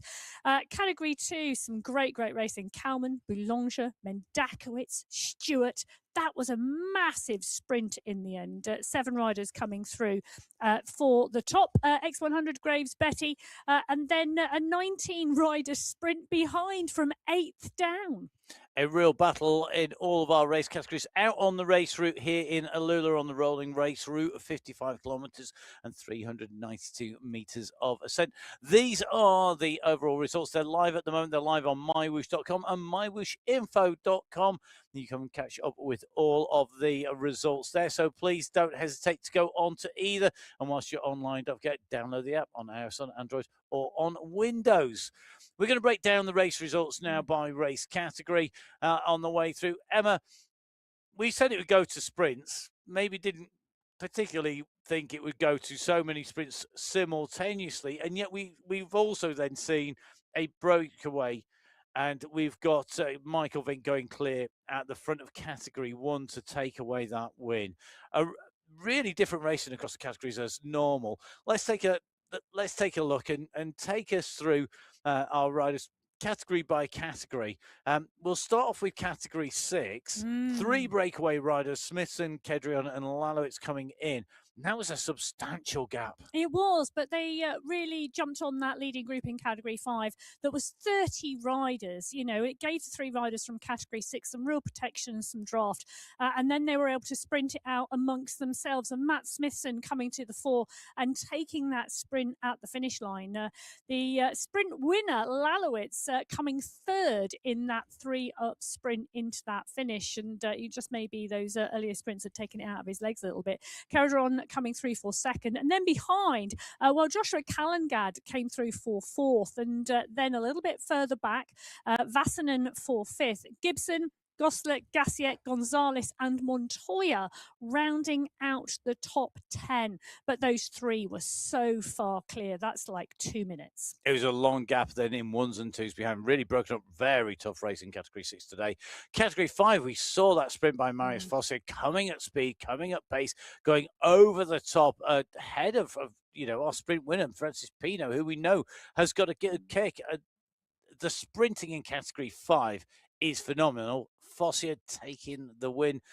You could have picked him at the start. You wouldn't have thought how close it was going to be. Well, 28 riders in that sprint at the end of that category 5 race. And Fosse, we saw him in the MyWhoosh Championships. We know he's got a fabulous turn of speed, and we know his timing is absolutely key to his race performances, and he really is a master of that. Cadabona not quite getting the timing right. Luke Kendall, we saw him earlier on in the race, putting in some strong performances and keeping himself cool, calm and collected. He knew where he wanted to be, and 3rd place on the podium is where he has been rewarded. The top 10, look at that. I mean, how close?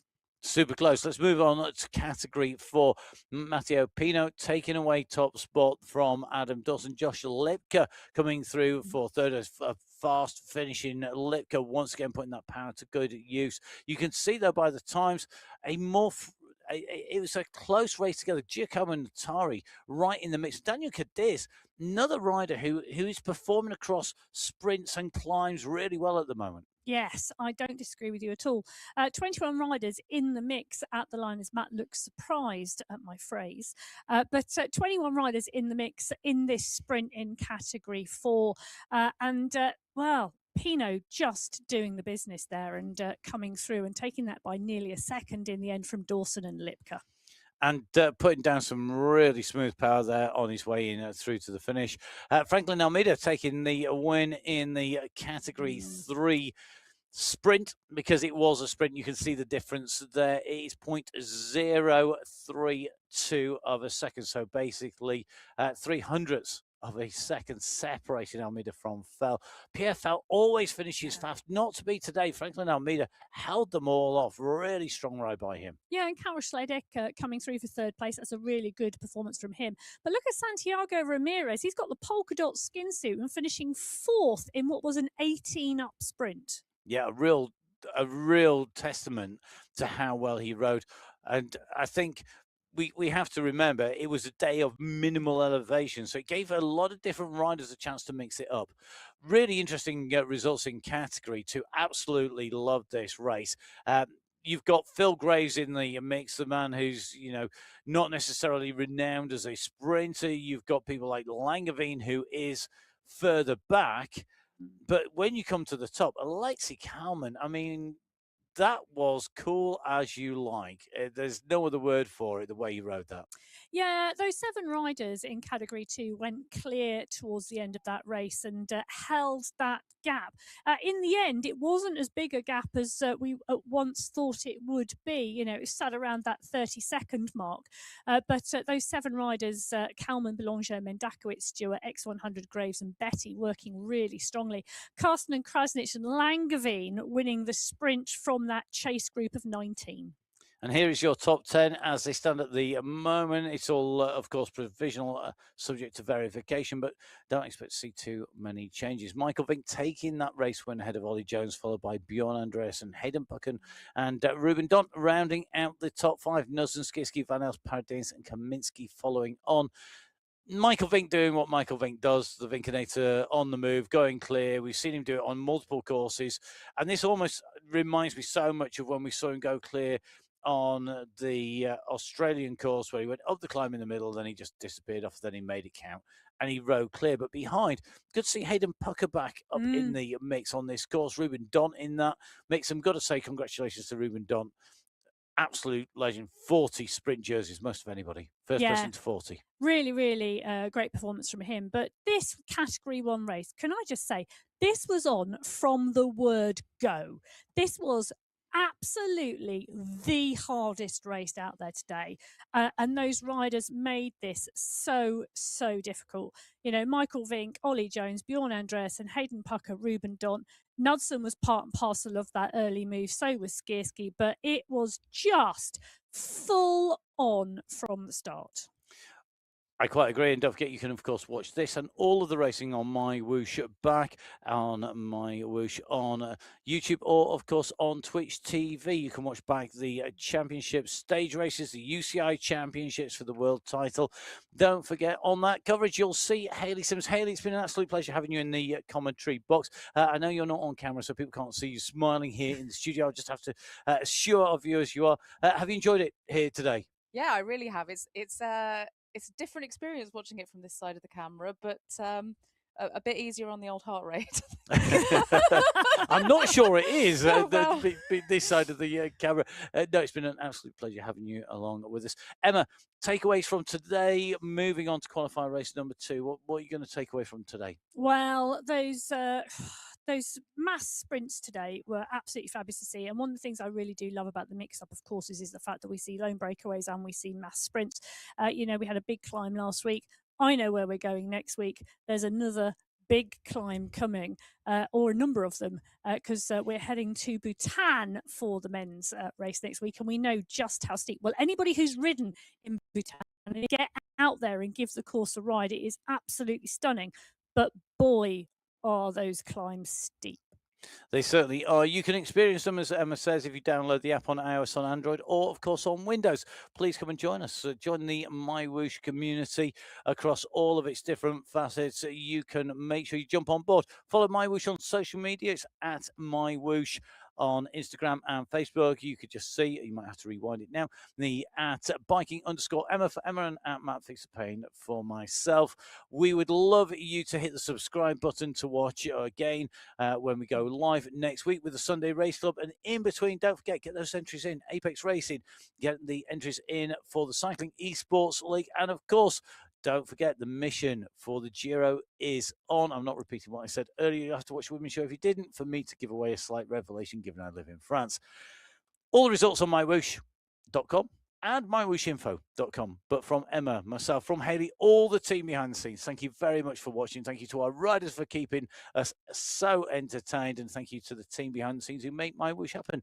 But from the three of us here in the commentary studios, enjoy your riding next week. We'll see you soon. Until then, stay safe. Goodbye. Goodbye. Goodbye.